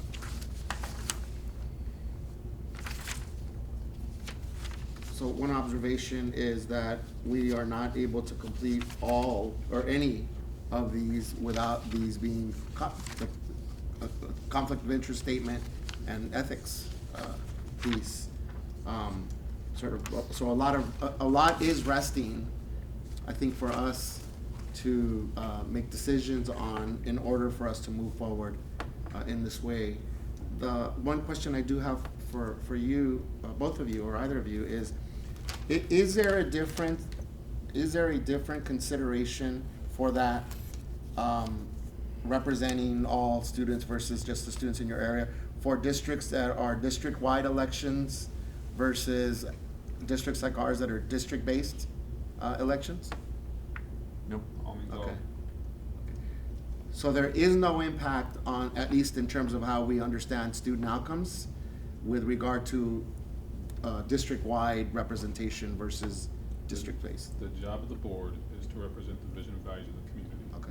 Period. That is the job of the board.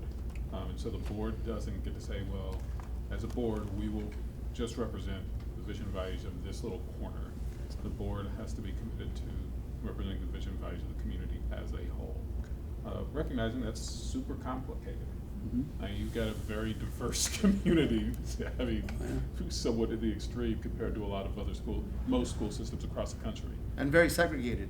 And yet, that is still your job. As a board, your job is still to represent the vision and values of the entire community.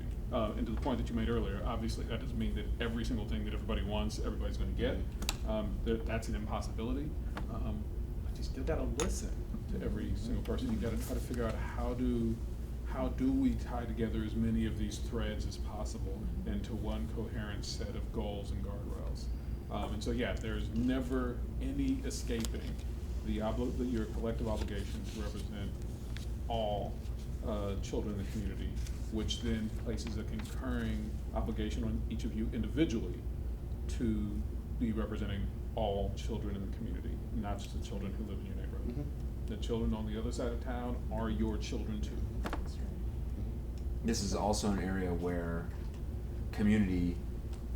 we've trained community already to behave and expect certain things of board members in this capacity, and there can take time to retraining, which is best done by showing it, not just saying it. Can I go back to the ethics and conflicts of interest statement? What we passed in November was basically required from the state. But I don't think that's what's listed here, because what we adopted in November wasn't signed by the entire board. And so it seems like this is a separate. Could be. It could be, or would the other one work for what's required in this particular instrument? Does it cover this? Does it include language specifically that the board is responsible for the outcomes of all students? No, Yeah. no. So then what we're actually suggesting is here is the baseline California expectations for what it means to be an ethical, and conflict-free board, and we're suggesting this. And is there something you can provide for us that's So what already- we'd recommend is, board take this language, hand it to your attorney and say, hey, the normal document that doesn't bother mentioning that we have an ethical obligation to all children, could you please upgrade that to include this in it? So on a go-forward basis, that will be the LB version. So there's the California version, which has this standard of ethical behavior, and then there's the LB version that has this standard. Well, I think the one we passed, I don't remember it being ethical. So just to was- reiterate what Jeff stated, not to interrupt, but we did have this conversation as well, and I reported out as part of there's a difference between a conflict of interest code Yeah, that the minimum only requirement is that it aligns with what the state of California. I'm not suggesting that covers us here. What I did reference to is that some of the language referenced here is part of some of the language that we have in the conflict of interest section of our bylaws. I didn't mean to suggest that what we passed in November covers us. I just wanted to differentiate, because Right. there's a code element here versus the Right. policy and ethics language that we have in draft form right now that is up Right. for discussion.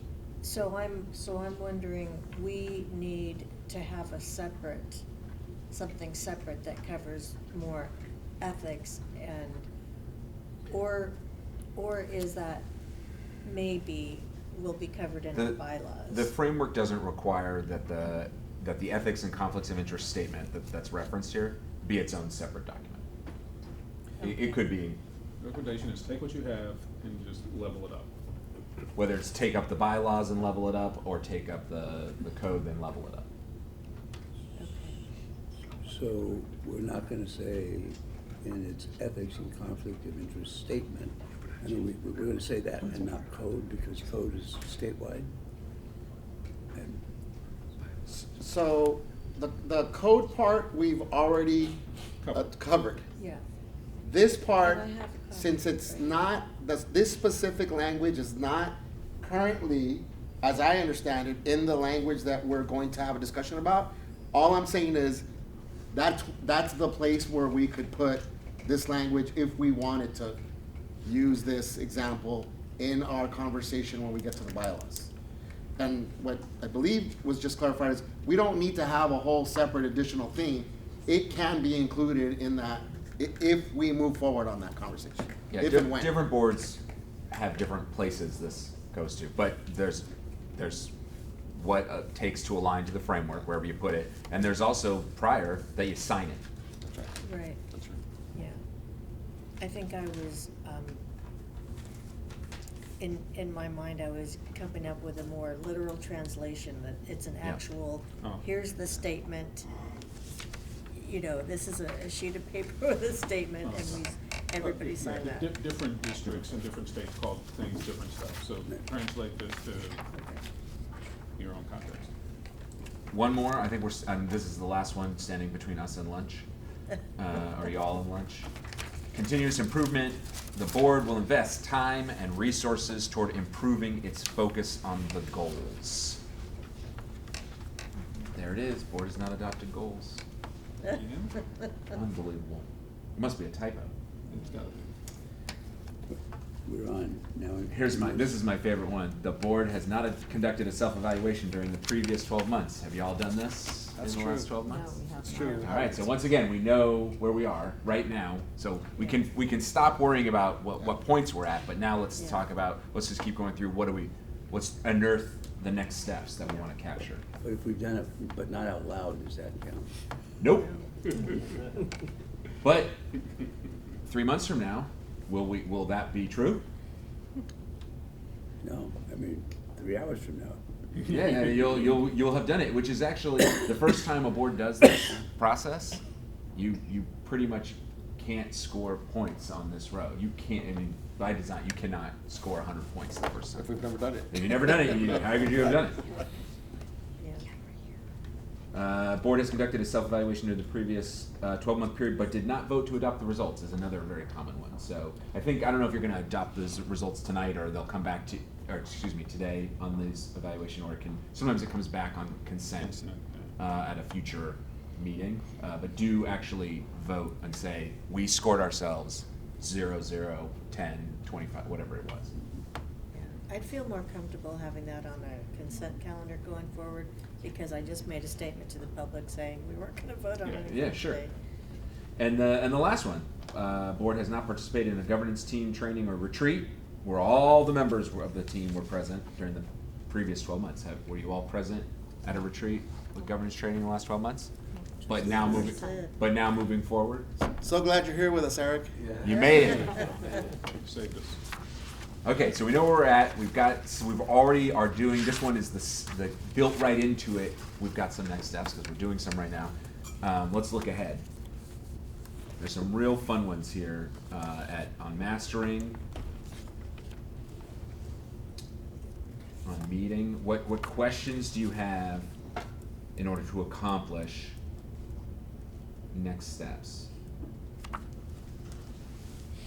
We talked about board track use of time and reports monthly, the percentage that's there. I'm looking at approaching student outcomes focus, the first one.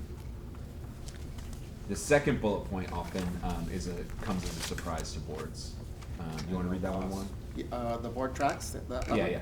The board tracks the estimated annual cost of staff time invested in governance during its annual self-evaluation. This includes the time of any staff members invested in preparing for, attending, and debriefing after meetings. This includes all board authorized public meetings as well as all closed sessions and all hearings. Why is our coaching that the board understand the cost of staff time as part of the staff supporting the board in governance? It was written by staff. No, this was not written by staff. Why does the board need to know that information? To know the investment of what it takes to prepare these things.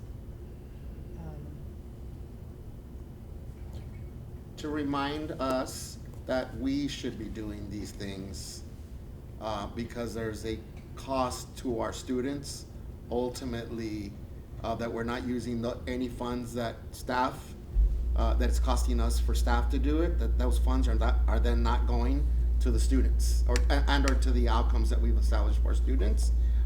So to me, it's a good reminder on most, if not all of this says the board. And so that is one way for us, if the board is not doing these things and staff is, then we're not fulfilling this. This is also, to be successful on this, it does take staff kind of training on like how to, you know, track their time and throughout a year. This is not every quarter you're getting this report, but once a year.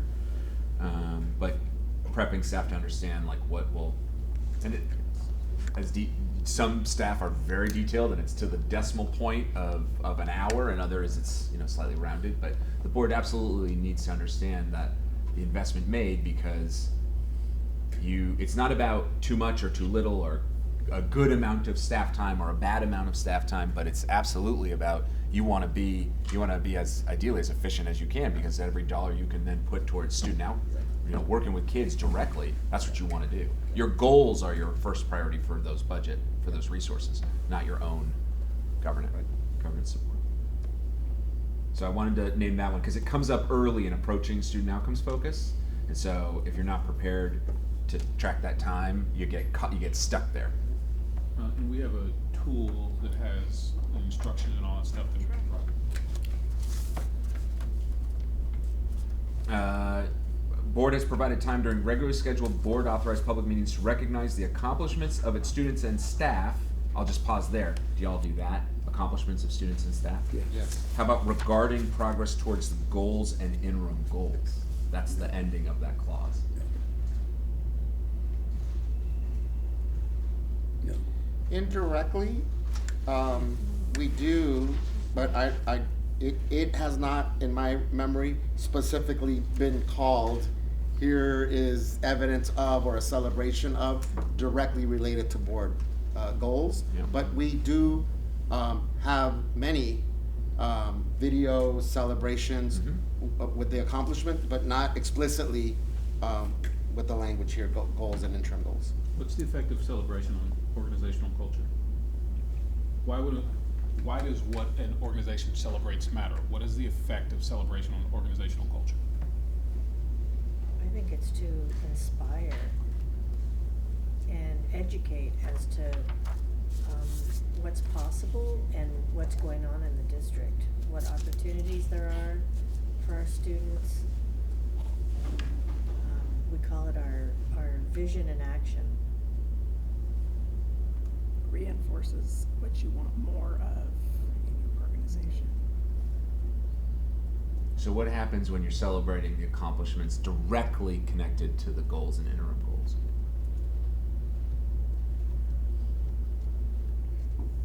It reinforces the importance of those goals. We counted in the 50%. If it's actually a part of your monitoring and it's directly aligned to the goals, absolutely. In my most recent district, I left my most recent district last December, so I've been a free man for a full year now. But when I joined the district 3.5 years before that, we were an athletic powerhouse. And so pretty much what got celebrated in board meetings, was we won a football championship, girls won a basketball championship, girls won a, track championship, and that's what we celebrated. Today, we still win those championships. That's not what gets celebrated in the board meetings. Now, when you show up at a board meeting, you will see a significant amount of time right before we monitor goal 1, interim goal 1.1, which is looking at third grade literacy. Then expect the superintendent's going to roll in with a group of the second and third graders who grew the most in the last quarter relative to the interim goal. And the message is made abundantly clear now in the district. If you want to get shine from this board, if you want to get recognized, acknowledged at a board meeting by this board, there is one and only one path, and that path is what? Show that you actually are improving student outcomes in the areas of the goals. It's the only way. Do the board members still participate in celebrating staff and students in other ways? Sure, just not at board meetings. You know, is there still a celebration for the football team when they win? Sure. Where does that happen? Football. At the school. Yeah, it just doesn't happen in a board meeting. It happens at the school. And so there's still celebration and all this other stuff. But the message we sent was abundantly clear. If you want to be celebrated by this board in board meetings, there's one and only one path. And that absolutely, in that context, is a part of monitoring progress toward the goal. It's absolutely part of that 50%. You know, I was at the CSBA conference the last few days, and there was a session that a superintendent of a large district in California talked about how great they were doing because their scores were going up. What he didn't say was that they'd lost 83,000 students. And I don't know this for a fact, but I think a lot of the students they lost were underperforming or students. And so the reason the scores went up was not necessarily because everybody was doing better, but because of the demographic shift. And I think about that when I think about goals and how you adopt them and how moving targets they are. And you know, same thing here, do things, and then we evaluate people on the basis of that. And, you know, who knew, you know, 20,000 people were going to leave? Yeah. I mean, it's just, anyway. Any other final questions about what you see there in either of any of the remaining columns? I'll share, there's a key one there about, which maybe you don't have to deal with for a while, that prior to being selected, and I'm looking at mastering student outcomes focus, the second bullet point, prior to being selected or elected for the board, board members receive training on student outcomes focused governance from their fellow board members on the board or from a certified student outcomes focused governance. So that's a fun one to think about. What does it mean for the community through its board to take responsibility for training the next bench, you know, the bench of board candidates in the governance model? There's a board, third bullet down, mastering student outcomes focus. The board has continuously updated the status and targets of all goals, guardrails, interim guardrails, and publicly displays them in the room in which the board most frequently holds regularly scheduled board meetings. It's another, I would say, relatively low-hanging fruit there, right? Public display. What was that? Which That was the third one down under meeting student outcomes focus. And then mastering student outcomes focus, the first one, board included students as presenters in at least one of those of the student focused outcomes governance training sessions during the past 12 months. So as we think ahead about future training, how do we include students? Right? So some things to be priming ourselves for. So as we'll as I said, we'll bring back an implementation timeline. You all will take care of through a consent item. It sounds like voting to adopt the results. But do anyone want to share for the record where we landed? What had you add it all up? We're at the beginning, not student outcome focused, right there. That's right. That's where we are. And there's a lot of, we captured some great next steps, and thank you for taking the time to go through this process. We'll figure out if in 3 months if you want us to facilitate it again, or you'll start the process of taking turns facilitating it. And we'll start to see that continuous improvement and checking up. I think I'll pass it back to you, but I think we're going to do somewhat of a break, working lunch, and then dive into the last conversation. Yeah, so we, I believe, need to be done by 1:15. Is that accurate? I'm actually going to leave a little earlier than that. I was going to ask, because I'm going to Catalina to the 100-year celebration of the school over there. And do I have to be here for the full meeting? Present? So we, based on that, plan to finish at 1:15. Right. Is 1:15, you need to leave, what time do you need to leave? I think I no later than 12:30. Can I Yes. interrupt? I think when it comes to the board bylaws, this is a very lengthy document, and it typically, we typically have a board meeting to look at them, to review them, and this is like 1 or 2 pages, and then we vote on something. This is an enormous document that, just the way we took, it's taken about a year to come up with a English learner master plan for the district. I think this is gonna take months and months before we can actually get to a point where we're even considering any changes or making, or voting on any changes. Yeah, so we're definitely not voting today, so Yeah, but- that's definitely off that was never, you asked us to create the agenda, that was never a part of the agenda, period. However your legal, Yeah. notices it, that's good for them. Voting was never part of today's agenda, that's just not what we recommend. So we're definitely not having a conversation about are we voting or not. That's definitely not why I'm asking about your timing. Trying to figure out what we are going to do, and that is contingent on, who's here, and for how long. So let's assume we lose you at 12:30. What time were we expected, was today expected to wrap up? I'm trying to understand how much time we have to work with, and that then helps dictate what we do next. We were expecting to be here until 2:00. Okay, well then, let's aim to finish up, probably by 1 then. And I will redesign, the activity, but the only way that works is that we take about a 15-minute, break right now for people to stop, eat, do whatever you need to do, and then we come back and keep working, and whatever you have not consumed by that point, bring it on back with you and consume at the table. So my request would be that we start exactly at noon, so it's actually more than 50 minutes. That we start exactly at noon, and then we'll go for an hour. I'll redesign the activity so that Wayne and I can get some, help you all get some clarity on how much of that document is stuff that's gonna need a lot more time versus how much of it is stuff that the board doesn't need to spend much more time. So we'll at least try to get to that level of clarity.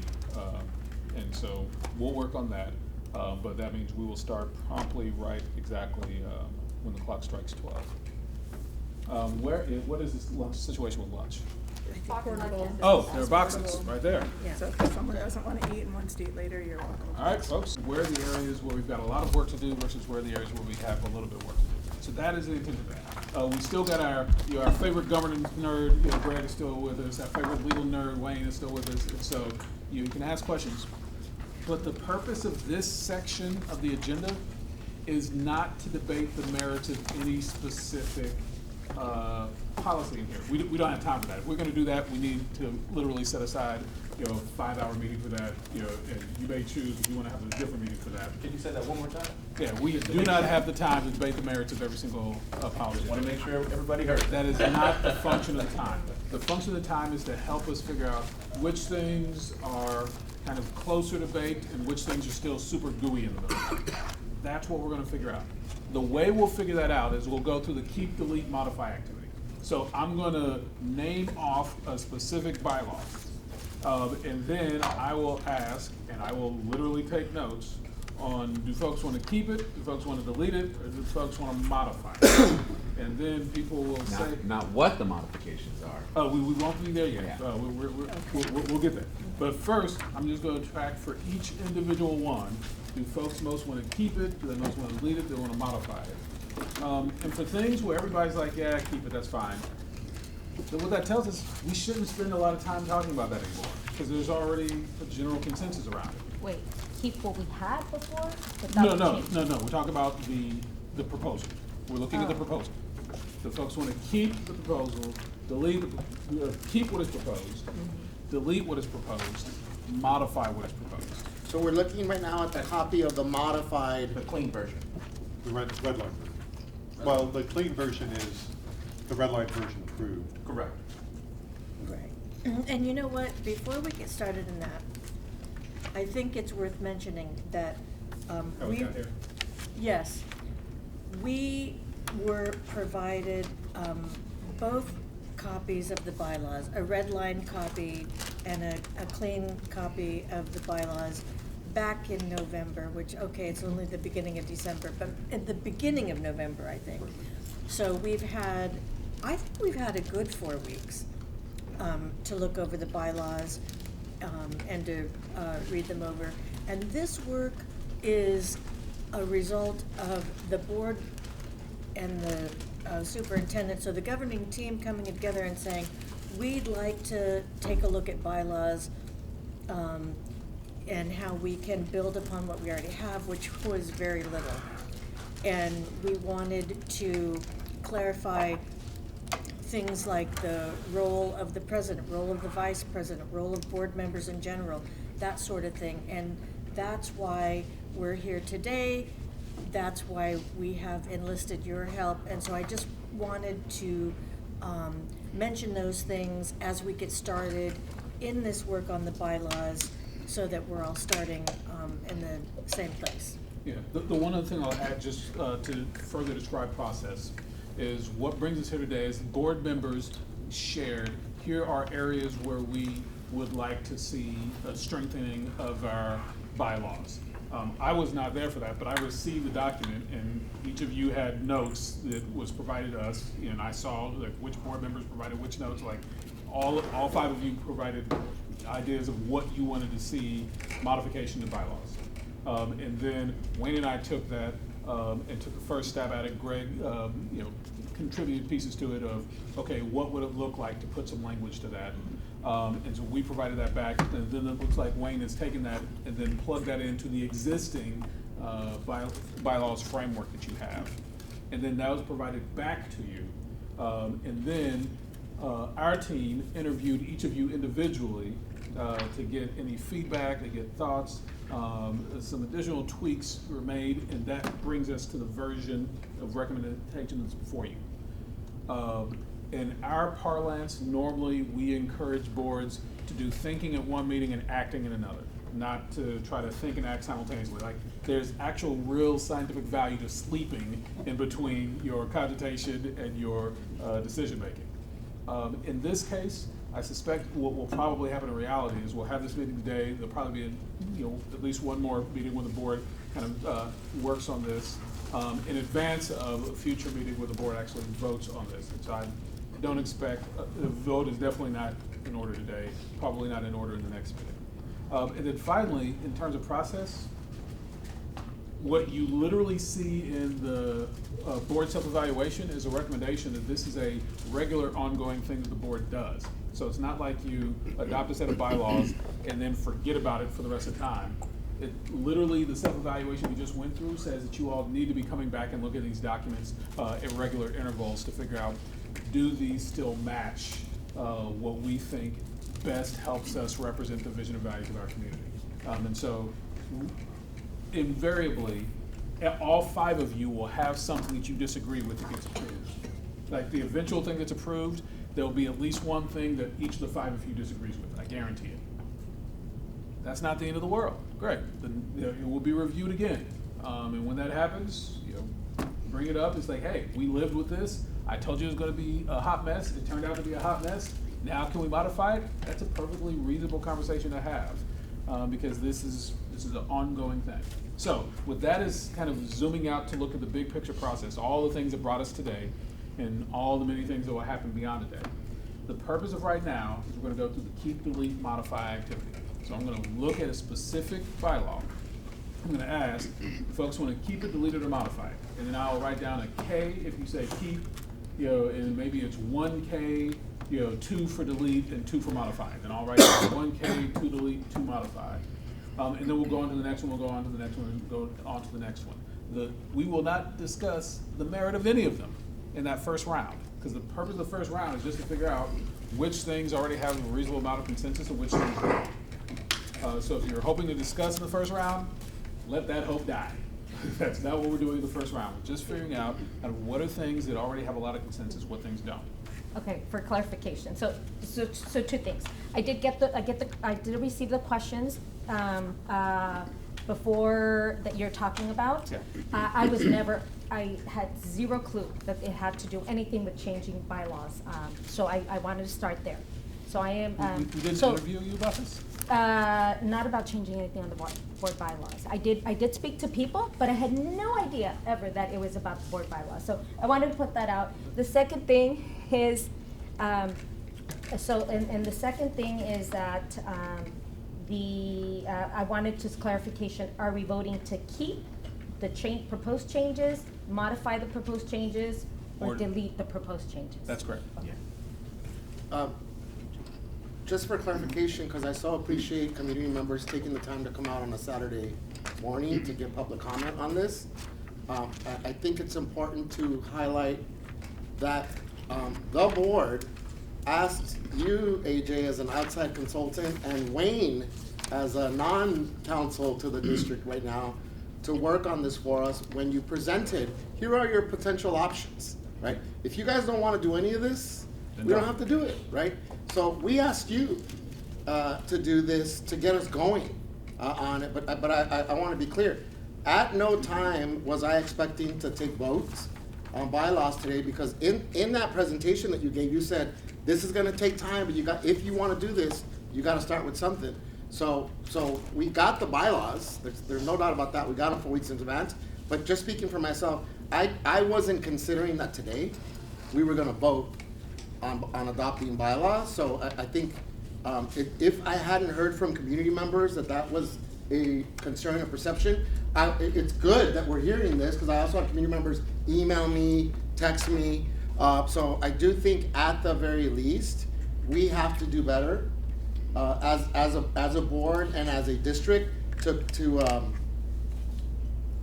we can't make sure everyone understands what we're doing, but from this point moving forward, just communicate, remind everyone in our board reports, and whether it's your report, Dan, a superintendent report, hey, here's what we did on Saturday. Here's the plan moving forward, because today's meeting isn't live streamed. I know that part of it will be recorded, and I think we do have to be responsive to community members reaching out to us and either concerned that what we're doing today is inconsistent with our community engagement framework, or actual participation in guiding us with these things. All right, folks, we've got to get moving. We are short on time. Number 9,000. You know, I'm gonna go around and we'll just, I'll mix it up every now and then. This time, you know, Diane, we'll just start with you. And all I'm listening for is keep, delete, or modify. Modify. All right? Doug, what you got? Modify. Modify. Modify. All right, 9005. We will just increment one over, so we'll start with Doug. All right, we'll go over the other direction. We'll start with Maria. Keep, delete, or modify. Modify. Eric? Keep. Keep. Doug?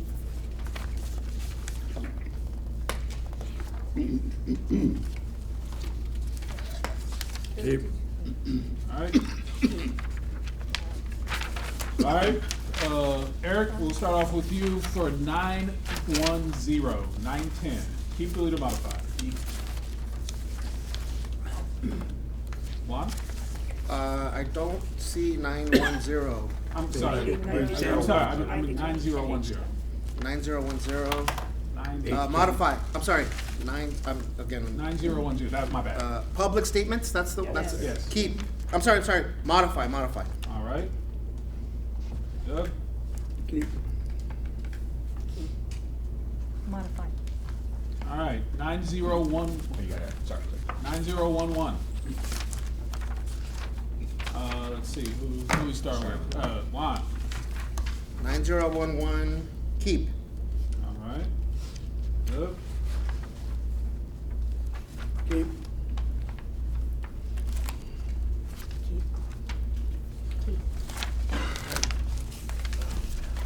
Eric, what you got for us?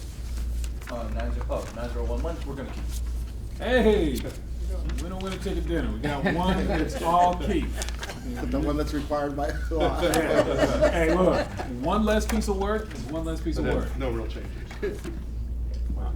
All right, 9012, Doug. 9012, communication between board members and community members. Modify. Keep. Delete. Eric? Modify. Modify. All right, and we got our very first delete. By the way, I'm a big fan of deletes, folks. You know, less is more. All right, 9013. Let's mix it up and go back the other direction. Eric, we're gonna start with you, and we're gonna come back this way. So 9013, board member visit district facilities. Keep. All right, Delete. all right. Modify. Delete. Modify. Modify. All right, Maria, you're up with 9015, agenda planning. Modify. All right, Modify. Modify. Modify.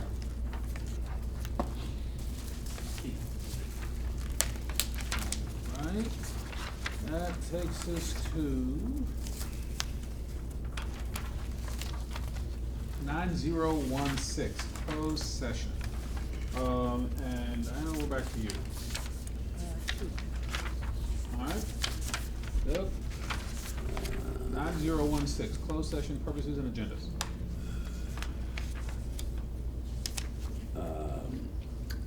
Keep.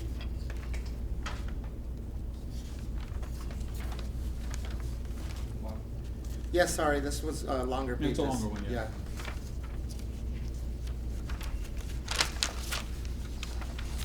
Modify. All right. Modify. Delete. Delete. All right.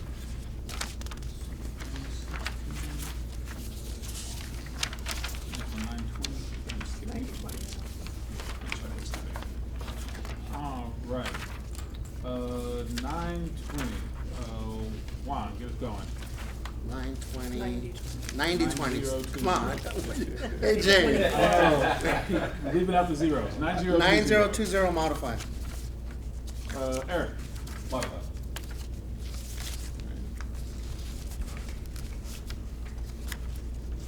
Modify.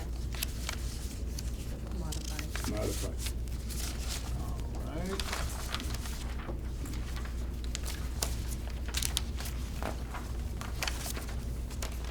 Eric, we're coming back around to you for. 921. I mean 9021. Don't Look, don't now be you like got me. Don't upset. do better. Do better than me. 9021. This is a modify. All right. Maria, what you got? Delete. Delete. Modify. The little four, guys. Doug, what you got for 9021? Modify. All right. Modify. All right. From here we are back to you with 9025 board committees.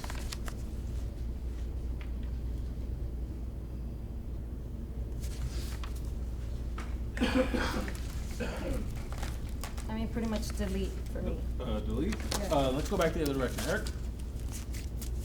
This is a keep. Keith? All right. Just to, I may have missed it. Delete means we don't want that section at all, or we're not accepting any of the revisions or edits. No revisions or edits, So leaving it as it was, which in some cases means nothing whatsoever, yes. that it didn't exist. Mhm. Is there any benefit on distinguishing between something that didn't exist or something that exists that we want to not have any edits done to? So let's take 9025, Yeah. for example. If we keep it, that means we're keeping it exactly the way Yes. it's been recommended. Yes. If we delete it, that means it won't exist at all. Okay, so then I would say If we say modify, we say we want to, the proposed version, we're gonna make some modify, edits to it. modify for 9025. 9025. It's a mod. There you go. But yeah, if you delete all of the recommendations for one where there was no original, Then that would everything- not appear anywhere in Yeah, our it's just gone bylaws. entirely. Understood. But for some of these that are modifying something existing. Yes. If you delete all the modifications, the original still Stays, exists. okay. Let's see, I think Doug, 9025. It's his board committees. Yeah.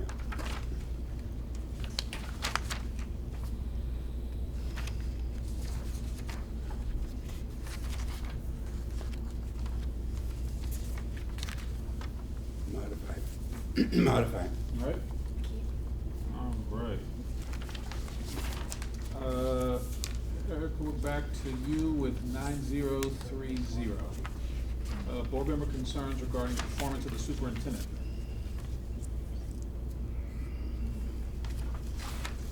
Modify. All right. Let's keep going this way. Lon? Modify? Doug, what you got for us? Modify. Keep. Yes, ma'am. Modify. All right, that was superintendent performance. Now, board member concerns regarding performance of staff who do not report directly to the board. This is 9031. Doug, we're starting off with you. Modify. And let's come this direction. Keep. I'm gonna get confused again. No problem. 9031, board member concerns regarding performance of staff who do not report directly to the board. So the previous one was really board member concerns regarding the performance of staff who do report directly to the board, i.e. the superintendent. But this is, if you have concerns about, say, a teacher or a principal, like how do you as a board member appropriately handle that since they don't report to you?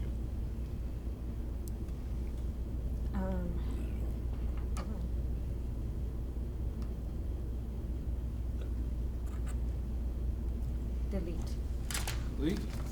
Delete. Delete? Delete. Delete. Delete. So that's, who did we start with? Me? Doug had a modify. No, we started with Doug. You Doug gotta had modify. You changed your response then? Yeah. Change it to I delete? changed it more, yeah. All right. You got me thinking I can't count, which apparently I can't always. All right, 9032, Diana, we're back to you. Superintendent concerns about board member behavior. 9032. Keep. Yes, ma'am. Delete. Modify. Keep. Keep. All right. 9033, board member concerns regarding board member behavior.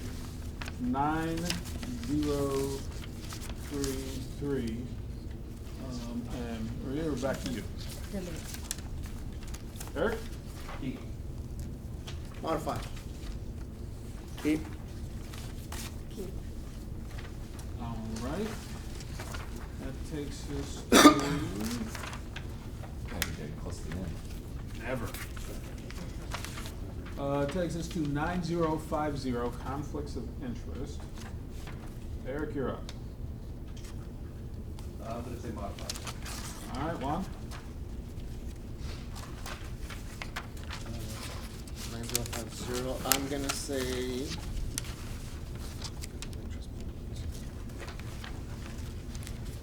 Keep. Modify. Delete. All right, that takes us to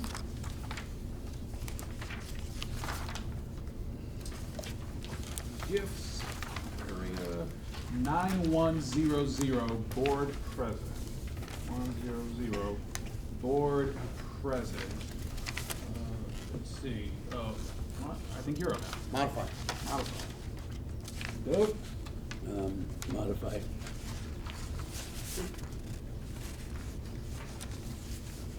Modify. Modify.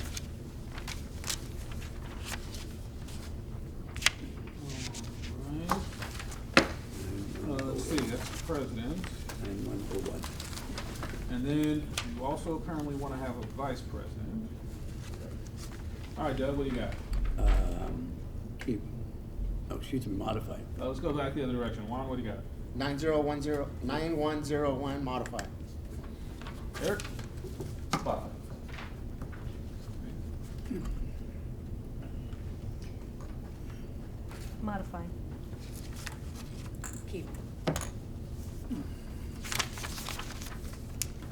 right.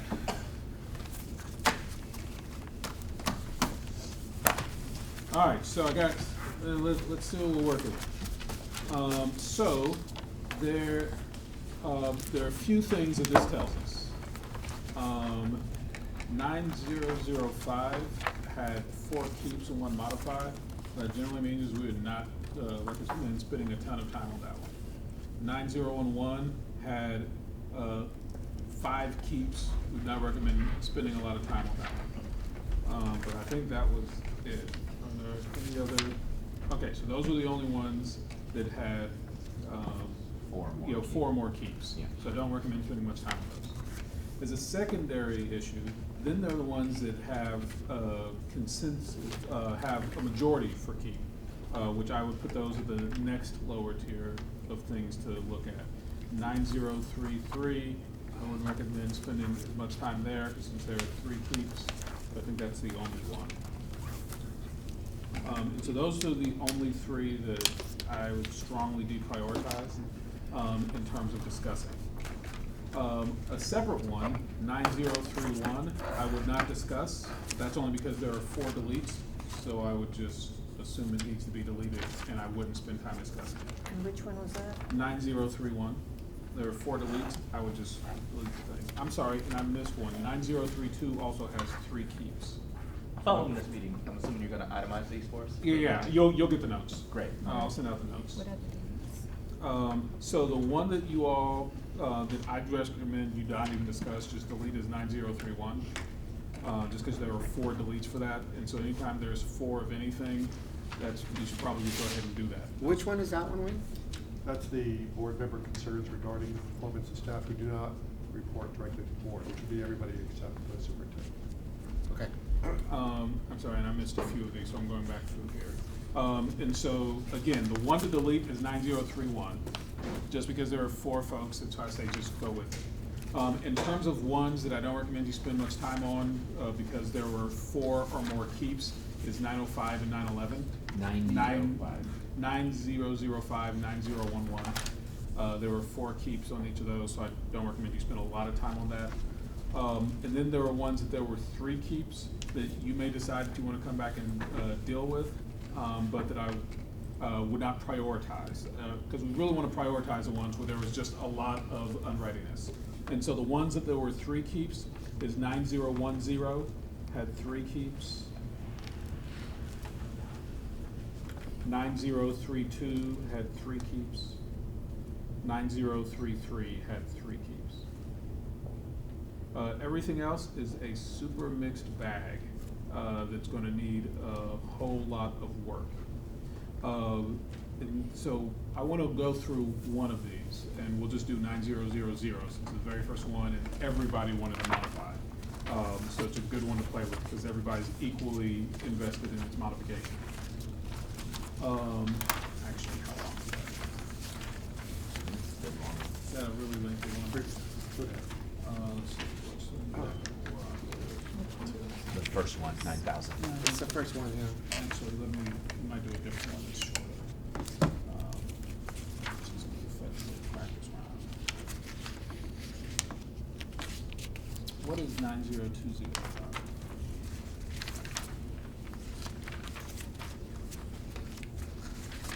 9020 conduct. Oh, no, that's also long. Never mind. We'll stick with 9000. So what I want to do is dive into 9000 right quick as an example of how this works to help prepare you for the next one, because obviously we're not gonna get to all this in the time allotted. But I want you to get used to how to do this so that you can move, with alacrity through these conversations. So we're going to start with 9000. And all 5 of you indicate modify. There were 0 keeps, there were 0 deletes. So that's a pretty unique policy. So what I'm going to ask for now is a list of what are the specific language changes that you were wanting to modify. So I'm not asking for discussion about it, I'm not asking for debate about it, not asking for opinions and anything else. I'm asking for if there was specific language that you were recommending modify, what is it? And just give one, and we'll go around, because obviously all 5 of you want to modify it. So just give one modification that you'd make, and then we'll go around, and other people probably have some of the others. But then after we've gone around once, and we'll go around again. If there are any modifications that nobody mentioned yet that you still have, then we'll come to it. But all we're looking for is what is the specific language that you are recommending be modified. And so what you'll need to do is point to, it currently says, establish an effective and efficient organizational structure, and I want to modify it to establish an ineffective organizational structure. And so now we're very clear about what is the exact nature of the modification that you want to make. That's the level of specificity we're looking for. Any questions about this? All right, so then let's start with 9000. Everybody gets to go in this first round. What is a specific language change that you're wanting to make? Who wants to go first? I do, Okay. because I just have something that can be deleted. Okay, that is a modification. So the second page under number 5, where it says board members will refrain from initiating discussion of matters on the board meeting agenda with any district staff except the superintendent or general counsel or her designee. If board members are contacted by district staff about district business without the direction of the superintendent, board members will notify the superintendent of the contact. So I'm proposing that that be deleted. All right, that's the 1, 2, 3. So the edits to the third paragraph of item 5, delete. All edits to third paragraph of item 5. And so that is an example of a specific modification to the language. So, thank you for going the first round. Notice how clean, simple, efficient that recommendation was? That's exactly what we're looking for. Who's got the next one? Yeah. From 3 to 5. So item 3 on the second No, page? so 3 to 5, everything that was in red that was proposed to change, delete it, keep what we had originally. So all proposed, remove all edits for item 3, 4, and 5. 5, yes. Gotcha. So remove all edits Just restore. to 3, 4, Just to 5. keep what we had. items 3, 4, and 5. Yes. All right, who's next? What's your recommended language change? Delete item number 2. All of item number 2, current and modified. Yes, all of item number 2. Gotcha. Delete all of item. Got it. Remove all of item 2. All right. In item number Oh, and you try to get multiple. Hold on. Let other people go. First round. Oh, okay, sorry. My Yeah. apologies. What do you got? So mine was in the same section, which I don't know if it still works. Mine was with item number 2, point B, overseeing the development and adaptation of policies and board goals. So you would modify 2B to include and board goals. Correct. All right. Edit 2B to end with quote and board goals. All right. You already lose one? Is he Yeah. out?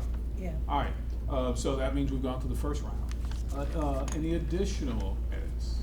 Yeah, I want number 2 all back. I know Dr. just wants it out, I want it all back in there. No, so hold on. So what is the edit that you want to make?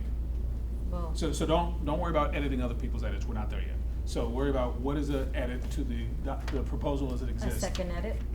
Yeah. Are there any other edits that you would make? Sure, I don't think we have to name that there's 5 board members. I think the way it was, the governing board elected by the community to provide leadership and citizen oversight of the district is, So hold on. that's the So very I first don't sentence. see where you're at. The very first sentence. I think the way it was just perfectly fine. So remove all edits from the first sentence. No, is composed of 5 members. Okay. So those are all the edits from the first sentence. Yeah, I mean, we can leave the student representative, but the. No, that's the second sentence. Yes, so you answered to that. Okay, thank you. Yes. I want Yes. to be crystal clear on that. So Yes. move all edits from the first sentence. Yeah, put the Yes. first sentence goes back. Yes. Okay. Move all edits from the first sentence. Got it. Who else has a recommendation? No. Yeah, what do you got? Under item number 4, add, there's A through, as it reads right now, there's A A, through B, F. C, D, yeah. Add, G. G, monitoring and ensuring achievement and adherence to board goals and guardrails. Say that one more time. Monitoring and ensuring achievement and adherence to board goals and guardrails. Gotcha. And then I have an H. Is that a second edit? It's still in the same section. All right, hold on. See right here. It was gonna be easy, AJ. What's H? Upholding and representing community's vision around student success. One more time. Upholding and representing community's vision around student success.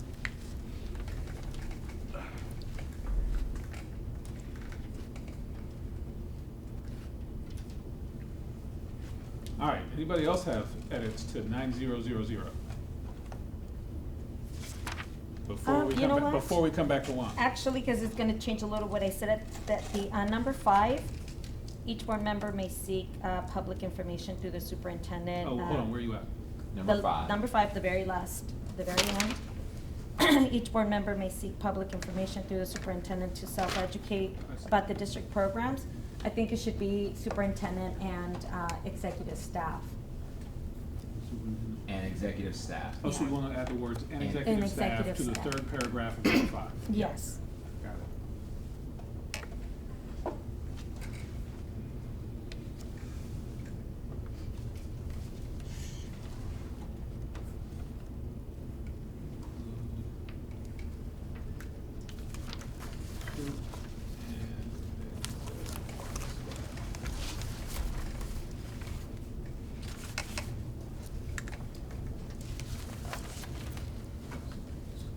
All right, and you got another one for us? My last one is delete the same section. I'll read it just to make sure it's the same one that Diana suggested to delete to.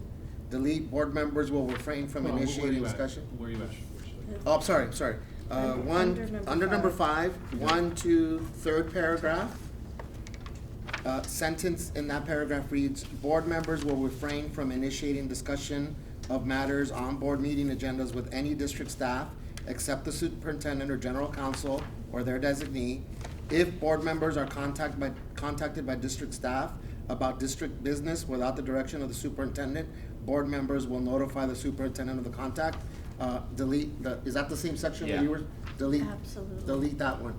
Delete the. So delete the last suggested sentence. change. Delete the last Delete the sentence suggested of- change. The last sentence of the whole thing, or just the last sentence of the third paragraph? The board, beginning with, board members will refrain from. Okay, so all edits to the third paragraph Yes. of 5. Got it. Yes. And then the third one, because I said delete everything that's proposed on the entire 3, 4, and 5. And 2. No, wait a minute. That's the, No, I that's wanted- the exact same as It's yours. exactly what I said. I Yeah. said And- everything, and 3, the 4, same and as what Diana 5, said. 3, 4, and 5, I said delete Yeah, yeah. everything that was proposed. No, so, Yeah. so this one we've already got captured. Are there any others? All right, so let's pause there for a second. Let's presume that we've captured everything. So we've got 1, 2, 3, 4, 5, 6, 7 proposed edits. So then the next step is, now that we have the proposed edits actually written down, guess what we do? Keep, delete, modify. Make it real simple. So now we go through and just test each one of them individually, figure out, is this one that we're gonna keep this edit, we're gonna delete this edit, we're gonna modify this edit. And so I'm gonna read the edit, and you just tell me, should we keep that edit? Yes, I certify that as an edit that should be made. Should we delete that edit? That is definitely not an edit that should be made. Should we modify the edit? I think it has potential, but not as written. Can we ask a clarifying question of the person that suggested the edit? Yes. Okay. All right, so we're gonna start with the very first one. Remove all edits to the third paragraph of item 5. This is where we just ended. Yeah, so when you go to item 5, any edit to anything in red in item 5, the recommendation is to delete that. The third paragraph of item 5. Third paragraph. The third paragraph. Third There's like paragraph. 2 red sentences, I think. Oh, yeah, Yes. third paragraph of item 5. Or maybe it's 3 red sentences, I can't remember. It's 1 sentence, 2 sentences. 3. Nope, 2 long sentences, yeah. What about, that's not a third sentence? Is Nope, that that's a comma. Okay. Yeah, two run-on sentences, how about that? So I am not suggesting deleting the entire section. I No, like. you're just saying, Yeah. this says, all edits to the third paragraph of item 5. So just the red parts of the third paragraph of item 5 is what's up. And so now the question is, do you want to keep that recommended change? In which case, this is gone. Do you want to delete that recommended change? Like, nope, we don't want to make that change, leave it the way it is. Or do you want to modify the recommended change? I kind of like removing all the edits, but there's one word I want to keep. And so it's keep, delete, or modify this recommendation. So let me go around and check in with folks. So do you want to keep that recommendation, then we're going to remove all edits? Do you want to delete that This recommendation? is super easy because Or do you want to modify it? it's when I know, but it doesn't mean you can't have changed your mind. I did not change my mind. I want to keep that. Keep that recommended edit. recommendation Keep to that delete. recommended edit. Yeah. Keep it. Keep that recommended edit. So if I say keep, it's to get rid of it? Correct. Yes, let's get rid of it. You are keeping that we will remove all edits to the third paragraph. All right. And just that quickly, you have your first example of a modification that is definitely on the books, as it has 4 or more folks saying we should definitely do that. And generally, when you have 4 or more saying either keep it or delete it, I'd say just keep it and move on, or delete it and move on. So even in the absence of one of your board members, because there's 4 of you who agree on that, I'd say don't ever come back to that. Like, it's done deal, put it in, don't put it in pencil, put it in ink, move on with life. So that's how this works. So let me pause for a second and just kind of pull all the way out of the activity. How are you all feeling about this approach to as a team, collectively moving through this document? This whole kind of meticulous, iterative, keep, delete, modify. How is this working for you? Is it not working for you? The floor is open. What do you think? Process-wise, agree with the philosophy of the approach. Mechanics, Yeah. I think I would love to have an overhead. Correct. So that you're highlighting and editing and I can actually Yeah. see to keep track, because this is, Yeah. for one, can be super confusing on what was suggested, what are we modifying, so if we can have just an overhead. No, normally when we do this, that's what I've never actually taken notes on Okay. paper before. Normally when we do this, it's all on an overhead, so that, and then you all, because you will get these notes, but I'm just gonna have to go back and type them up again. That's why I've never done it this way. But it just, my laptop doesn't quite work situation. So, yes, normally what you would do is you all would see it and you would, and I normally provide you with the document, so even though you can look on your own computer and watch as we're typing, you won't have edit access, so you can't, none of you can Right, modify anything. right. But you can see it typing in real time, and then that is and then you have full receipts of the whole process as it went through. Other thoughts about, does this work, does this not work? Well, I mean, I think we need to chunk it out and actually have discussion, because one word can make a difference. Like, I was reading through this document, and like one word can make a difference, like a huge difference to like the interpretation, what could happen. I think that there's value in also discussing like the bylaw. That's why I was asking Maria Isabel if I could ask a clarifying question, because if it is like a wordsmithing or one sentence taken out, I think it's helpful to know where the suggestion is coming from. As an example, like when you reference the taking out the reference to the 5 burner, I just wanted to know what your thinking was on that, because to me that could be an easy no-brainer. Oh, okay, I agree with that. Yeah, and so that's why I said my answer to that was yes, that when we're talking about individual recommended edits, that is the time to have a discussion. So would But that- if we would that never help? actually get to an individual recommended Yeah. edit, you'll just be talking all day Yeah. and not getting anywhere. Yeah. And so it's absolutely fair game. You all just didn't have any. Yeah. But when we are actually doing keep, delete, modify on the specific recommended edit, that is absolutely the time to discuss among your peers. You all didn't have any questions because you all seem to be on the same page. Would that fulfill the discussion element? Where if we could ask questions of each other, what did you mean by that, or? Yeah, because I'm afraid that kind of, I mean, I see where you're going, but I'm afraid that moving in that direction, you know, there may be, as you can see, I was the only one that was trying to eliminate, you know, certain sections. And so it could easily be where, you know, I just want to, you know, do we realize that this is what we're doing potentially to the community, to our educators, to our students by deleting this? And then we didn't have that conversation. And so we just passed something, and in the end, guess who's going to be affected? Those that we serve. Yeah, so this is an important point. This particular approach is not designed to protect every board member's right to be heard extensively on every single item. It is, so for example, you have one on here where there are four deletes and one keep. So one of you wanted to keep that. I do not recommend that you hear from that one person. So even though that'd be nice, I don't recommend. The question is, why don't I recommend you take the time to hear from that one person if there are four of you saying delete it? Because majority rules. That's a decent reason. That's not actually my reason for not recommending you spend time on it. Why do you think I don't recommend you spend time hearing that one person's argument for keeping it when there are four people who say delete it? Because we have more controversial ones. The problem is you just have, you see how many items are on this Yeah, more page. controversial. And this is how many items you produced on just the first item. And so really it's just a matter of trying to create for you enough spaciousness so that you actually get through all the things that are important to you. Because the problem is, you made the mistake of electing humans to the school board. Humans run out of energy fast. And so if you don't, as quickly as possible, get to the things of the biggest concern, what will happen is, and I just watch it happen so many times, that you just want to protect against this. You probably notice this in your board meetings. The stuff at the front of the agenda, we spend a lot of time on. What happens to the items all the way at the end of the agenda? People tend to kind of rush through it. And so we're trying to protect against that and make sure that the things that you all think matter most get ample attention. But there's a cost to that. And the cost is that, no, we don't spend time on every single thing, even though there would be value to doing so. But this whole process is weighing those and saying there's more value in doing a deep, deep dive into the areas of biggest concern at the expense of not doing a shallow dive into every single item. That being said, you're the elected officials, I am not. And so that's why I stopped the process to just ask, how's the process working for you? If you don't like the process, if you all want to do something else that involves going through every single one, you know, line by line, you can do that. I won't be here for that. That's not a good use of your time, so I'm not going to be here to support you with that. But you could definitely do that. I can't think of boards who've chosen that, but you could, and that's totally legitimate for you to do so.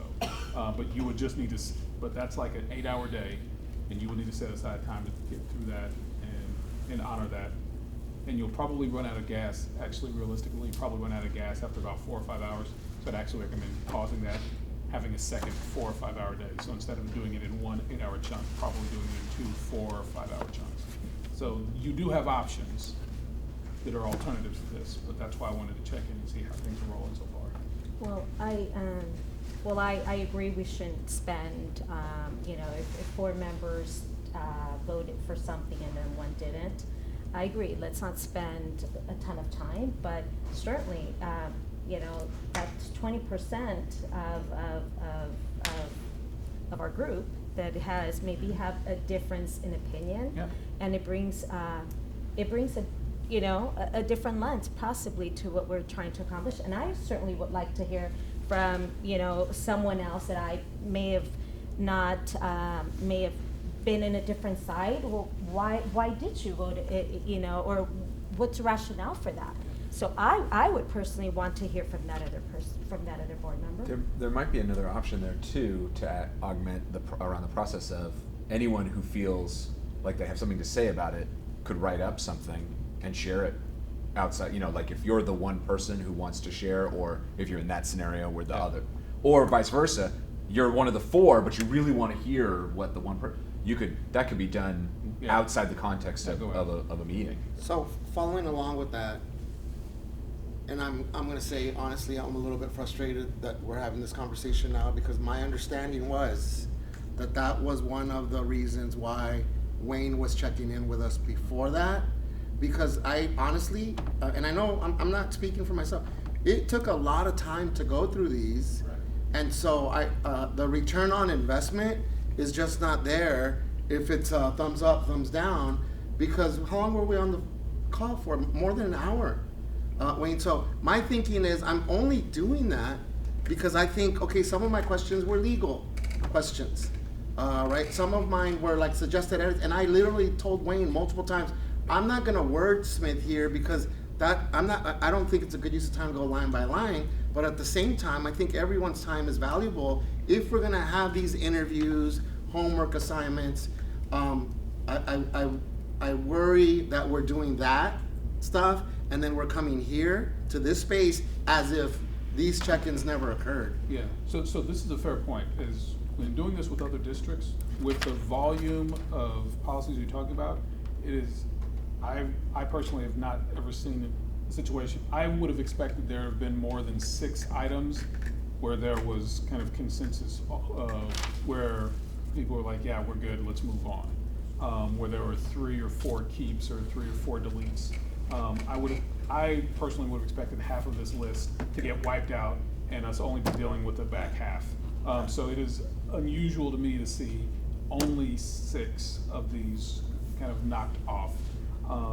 And so an option could be, you say, hey, based on some of the feedback that's already been provided, you know, can staff take another run at these, and then when we come back, can we see if we're closer to where, again, I would have expected half of these to fall off immediately.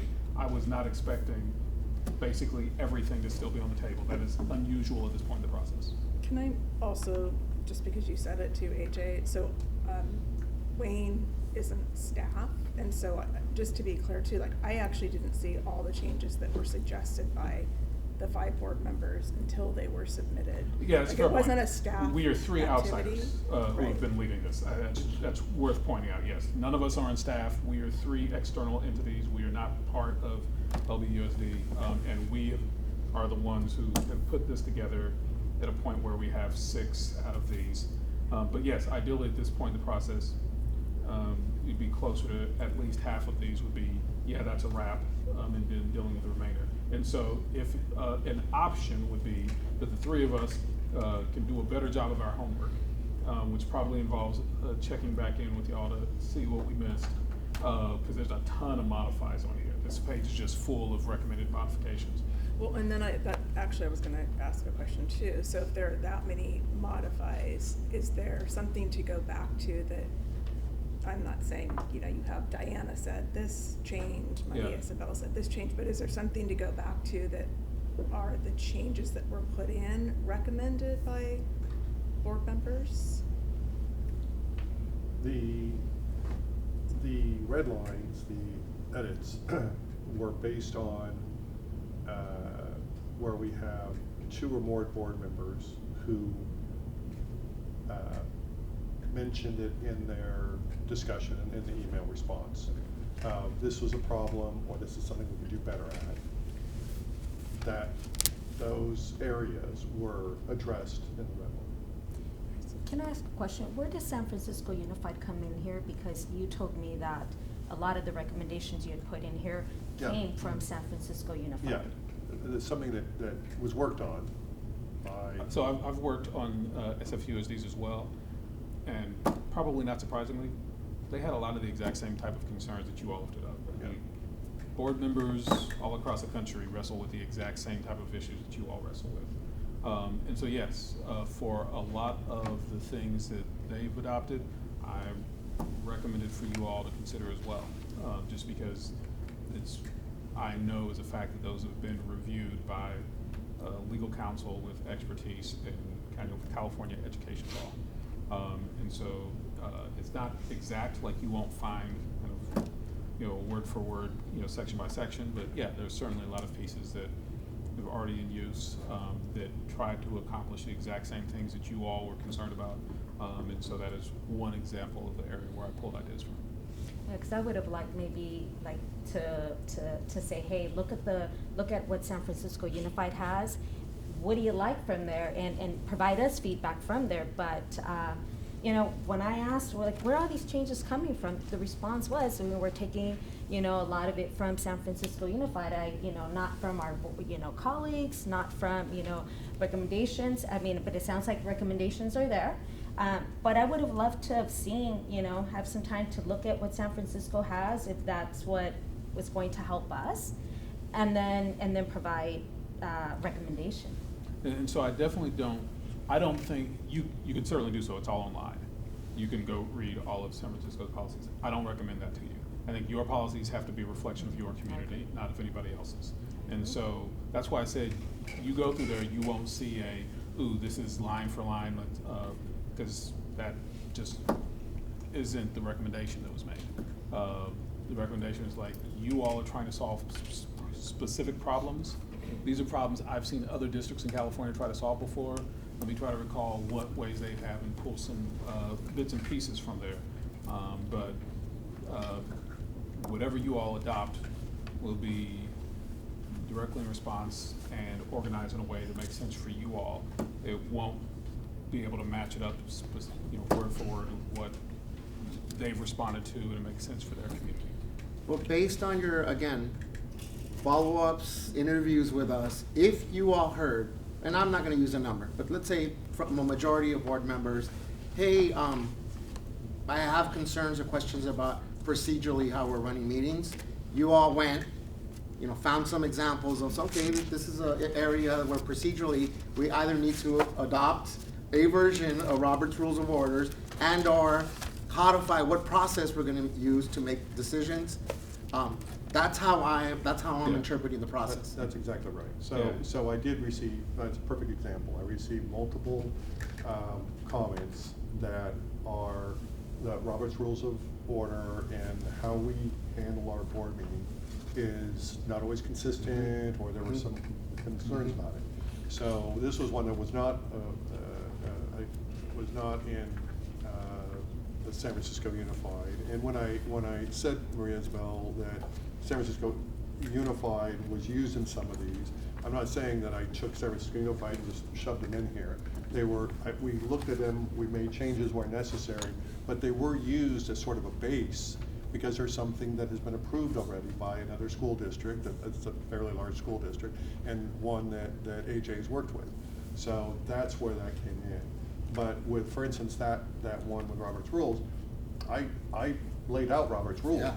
but said, but in my comment, that the idea is, okay, do you guys want to do this? Because if you do, here's that option, right? So this is a discussion point of, do we want to go to Robert's Rules or not? And so that, I think, with the modification issue, that's the thing we're going to need to discuss, is what are the positives and the negatives of actually using Robert's Rules, or do we use something that's modified and still write it out so it is in writing, so the board president, whoever it may be, will be able to go to it and say, okay, this is how we're going to handle this, or we have a disagreement on a motion, or we're not getting a second, or whatever the case may be. And, again, rolling with that, see, this is valuable because if our community is not aware, and everyone I've heard from is not aware that we've never adopted Robert's Rules of Order. So if one day, I'm gonna pick on Diana here, Diana's having a bad day, she's like, I'm not gonna call on you, we're just gonna we have nothing legally to cover us or protect us, and it's not us, it's our community, and they're gonna be like, what the heck, why are they not using process? So for me, that's where I'm coming from with these things. That is a valuable discussion for us to have. Whether we adopt Robert's Rules of Orders or not, we need something procedurally. We need to vote on something. And if it's a majority, but I see the work here, right? And if we read thoroughly, like I'm giving all my colleagues credit for, the last line in that section said, you all still have the power to suspend Robert's Rules of Order at any point in time.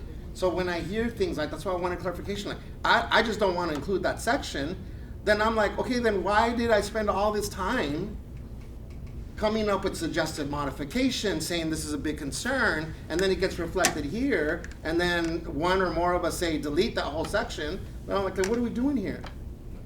You know, I just want to add that in December of 2022, we adopted a board bylaw, and in part says the rules of order, or these rules of order are intended to be informal and flexible.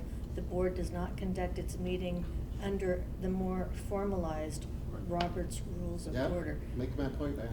Yeah, so it is in writing. We adopted it just 2 years ago. But what we're saying is, we adopted a policy that says we don't adopt A policy. Robert's policy. Yes. So the question, and that's the thing about bylaws, Yes. is and I've had that conversation with a number of you about they're a living document, right? So what we adopt today in 2 years may or may not work, and the question is, okay, we adopted that, and I was actually here for this. Because we had nothing before Right, that. because we had nothing man. before it, so that's what we created. So the question is, 2 years later, is it working? Because I'm still getting, when I send out the email, I'm still getting concerns about that aspect That's of the right. board meeting. That's So right. the question is this working? Do we leave it alone? Or do we make changes? And one of the changes would be to be more formalized, and that's the discussion there. All right, so, we've had a quick conversation about process, of how we got here, and, as I said, we could go through all of this, item by item. That's why I wanted to pause and figure out where are we at. Ideally, at this point in the process, most of these would be, yep, we're good. So, you can either schedule the time necessary to continue going through these, and we'll gladly support you with that. Or you can tell us to go back and do a better job of our homework, in which case we'll double check back in with folks, try to hear from you what some of your major edits, concerns are, redline this thing, and then bring you back a modified version that ideally gets as close to, like, in the ideal scenario, by the time we get to this table, there's maybe half a dozen of these that the board really, really needs to dig into, not a half a dozen of these that no longer require the board digging into. So we kind of need to flip that. And so the real question is, do you all collectively want to do the next round of work? Or do you all want us to check in with you individually, make modifications, and bring that back to you? But I generally recommend one of those. Obviously, there's a bunch of other ways you could go, but I generally recommend one of those.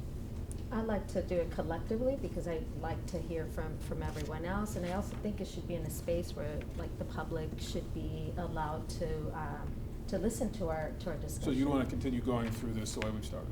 Gotcha. Anybody else? What do you think? Well, I think it would maybe simplify that part of it if we give you more information on our individual modifications or propose edits, so that the next time we come together and do it in public, it'll be more efficient. So it's kind of a combination. What do you Yeah, think? I think you guys taking it back and getting us a second version would probably be the most efficient way. I'm more trying to be considerate of our time, right?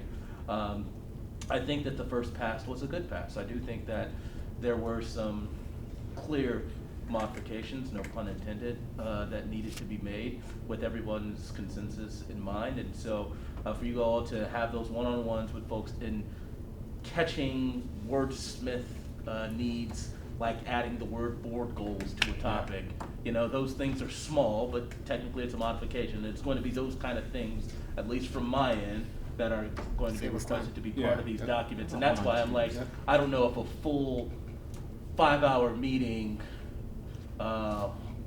with us sucking up all the air in the space needs to, it's the best way, it's the best use of our time. You've So, heard from three, what do you think? Agreed. Additional homework from you all, and then we do another, pass through like we were doing today, based on whatever revisions are. Because again, I purposely didn't go into adding a D where we're missing, Yeah, yeah. and we're calling that a modification. Right. All right, so it's clear that, you know, we will take the next piece of work.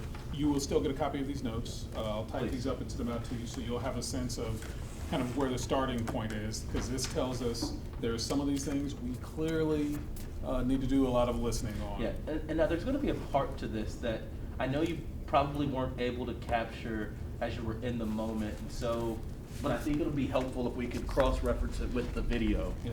on who actually made the request of a modification to deletion to, because I think that tracker would also just be helpful for you all in your analysis Make sure we don't miss with, checking in with somebody. when you're checking in with people.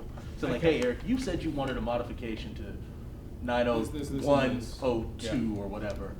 Do you remember what that was, or let me know what that was? I just think that'll be helpful. I hate to Yeah. put some additional No, work no, on you, that but I makes think perfect that sense. piece is also just as important. What are you thinking? I captured that. Got it, thank you. It also seems like at least a couple of these they have a legal connection to them, so most of what's in the closed session bylaw pertains to legally what can be in closed session, so I wonder if you could not separate them from discussion, but just to provide some advisement to the board on what actually Yeah, if there's- conflicts of interest, closed session agenda, I mean, that's really codifying Some of for the them are- public and for the board. Yeah, but it's so let legal. us set the base rule. We will not bring you a recommendation that is inconsistent with law. Well, and to your liking deletions, it's okay, the bylaws don't have to restate the laws. But by the same token, AJ, you can't ask us whether we want to keep it or delete it. Like, if the recommendation is you can't change this. I guess that's my point, so thinking about the closed session bylaw, you can not have it, however, what it does still is it exists. makes clear that that is what the board is doing in closed session, because it's legally part of what can happen in closed session legally. So I'm not saying repeat it or not repeat it, but that. No, it's a great point. I think that goes with my follow-up with board members. If, for instance, Juan said, modify a section that is legal, Mm-hmm. I would have that conversation with him and say, well, what do you want to modify? And if he'd say, well, I want to take this out, I'm like, well, we actually. Run for state Yeah, legislature. we can't do that Yeah. because of law, so you either keep it or take it out. Yeah. There's no modification here, because that's the law. So we can have that follow-up. And again, Wayne, it's not in the interest of time, it's in the interest of efficiency. Right. If I've already had that conversation with you, and then we get asked at the meeting, do you want to keep, modify, or delete? And I talked to you and you said, Juan, I got that right of California State. Then what we do is we announce, hey guys, we're not modifying this one by law, and that's part of my frustration today, right? That there are some things in there that we still went through the exercise of modifying, when what we needed was an expert opinion saying, hey, this is in there, out of all these other things, you can't touch this. And I think if we would have used that as an example, Yeah. the first one, instead of 9,000, we would have had that Right, discussion, right, right? And would have said, right. whoa, wait a minute, Right. no, we're not gonna, we Right. can't modify that. Right. So it's either keep or delete. Right. All right, Okay. so we've got clear next steps. I'm generally very often in favor of us taking on more work rather than putting more work off on y'all. And so we're happy to, you all have enough on your plates as elected officials already. We're certainly happy to take this off. We will bump our heads and try to put together what is the quickest timeline that we can turn this around to you. But I already know how these things work. The biggest piece of that will be how quickly we can get with the 5 of you. And so I realize we're coming into holiday seasons. Consider this a present to the future you, to make some time to work with us on this, preferably sometime in the next 7 to 8 days. Try to find some time to meet with one of the 3 of us so that we can go through this, capture your considerations, so that we can try to get something back to you as quickly as possible. Because I definitely don't want to be having this conversation in February. It would be great to have this back to you, well enough in advance that you could be in final deliberations before then. Sounds good. Any other concerns or considerations before we close out of this conversation about operating procedures? No, I think that I know I've already said it, and I know Jeff said that he captured it, but I'd be remiss if I didn't emphasize the fact that making sure that we're doing a checks and balances on the modifications and or reasons, or deletions, or keeps per person, per conversation, just to make sure that we can fully confirm that everything is captured, so that when we come into this meeting, there is no, but I was going to say, and I wanted, you've had that opportunity. We can move I forward. appreciate your desire to have humans not be humans. but Right. People are gonna still do what they're gonna do. Good luck with that. So we promised at the beginning of the day that we would cover 3 things. We do some team building that you all requested. As you probably are not surprised, I am light on touchy-feely, and so the idea of doing team building does not occur to me. But we are responsive to the insight that you all provide, so thank you for your wisdom on that. And then we went through the board self-evaluation. We got a good baseline there. The next step from that point, I'm sorry. The next step from the team building is feel free to reach out to each other if there's any follow-up conversation. If you do, I just invite curiosity. Invite you to be curious about your fellow colleagues and just follow up. Hey, I know we didn't talk about this, but it felt like there was something really present for you when you were going through this.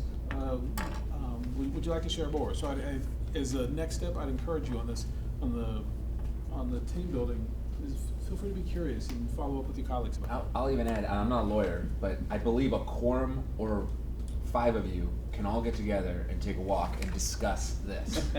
This is not protected by the Brown Act and Board Governance. That is not a meeting of the board. Yeah. So Don't actually just do to- that, but you but could. just being As clear. long as the conversation doesn't turn to That's board right. business. Yeah. Which But sometimes that- is difficult Yeah, when so there's feel all 5 free of to- you there. so. Yeah, feel free to take somebody out to coffee and just. Yeah, you can have a talk to each conversation. other. You're Like, allowed. This is allowable stuff. There's no Brown Act violations on here. As it relates to the self-evaluation, we took copious notes. The next step for this doesn't belong to you, it belongs to us. We will take time to sit down, go over all that, and put together a timeline that says, okay, here are all the things the board said that they want to accomplish. Here is what that looks like put on a timeline. Here's what they'd have to do in January, here's what they have to do in February, like just month by month, in some cases week by week.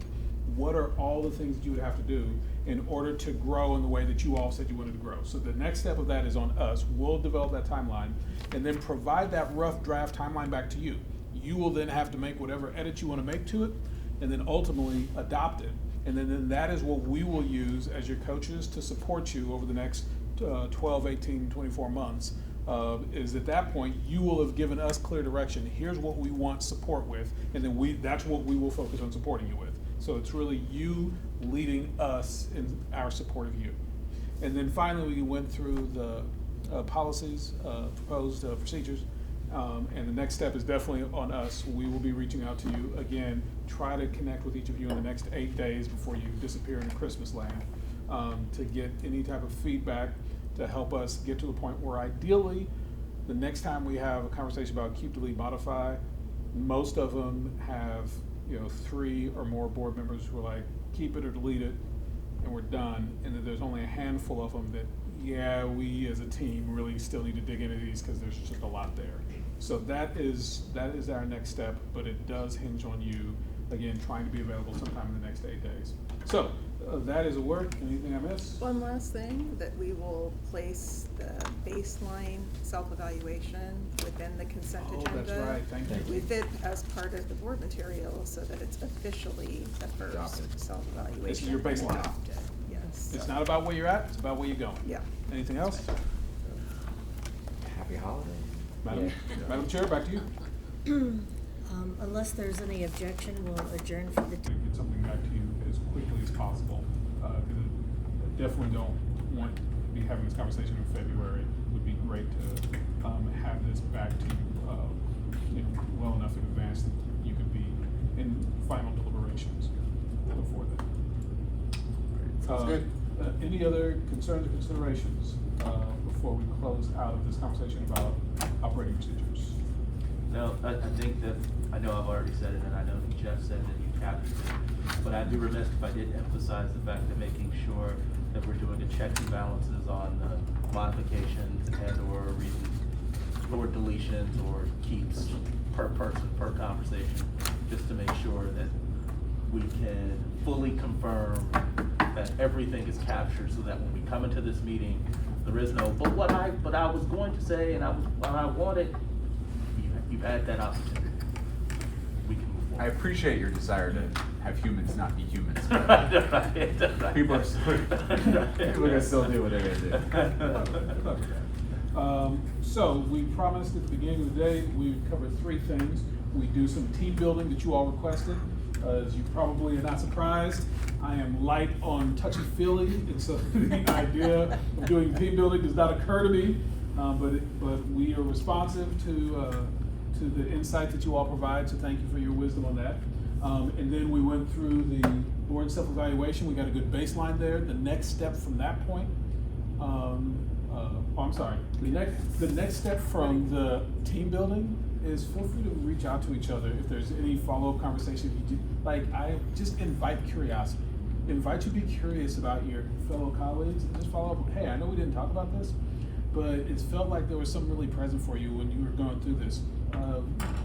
Would you like to share more? So as a next step, I'd encourage you on this, on the team building, feel free to be curious and follow up with your colleagues. I'll even add, I'm not a lawyer, but I believe a quorum or 5 of you can all get together and take a walk and discuss this. This is not protected by the Brown Act and board governance. That is not a meeting of the board.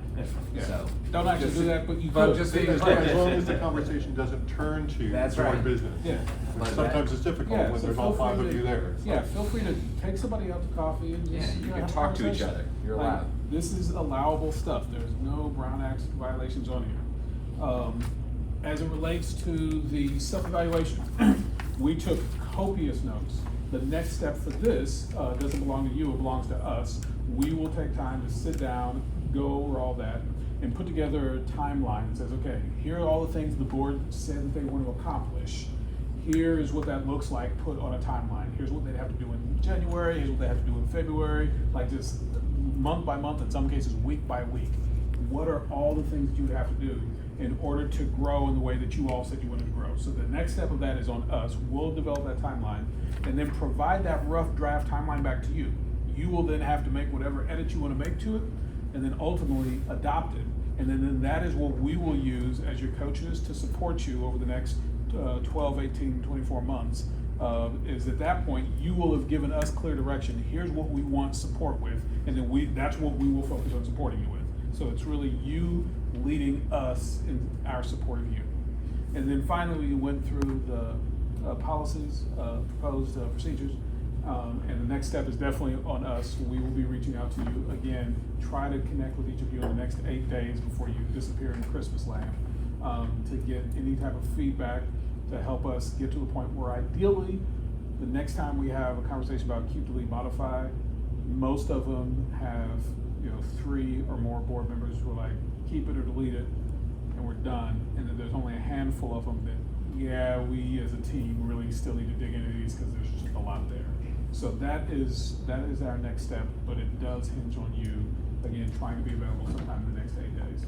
So that is a work. Anything I missed? One last thing, that we will place the baseline self-evaluation within the consent Oh, agenda. that's right. Thank you. With it as part of the board material so that it's officially the first self-evaluation. This is your baseline. adopted.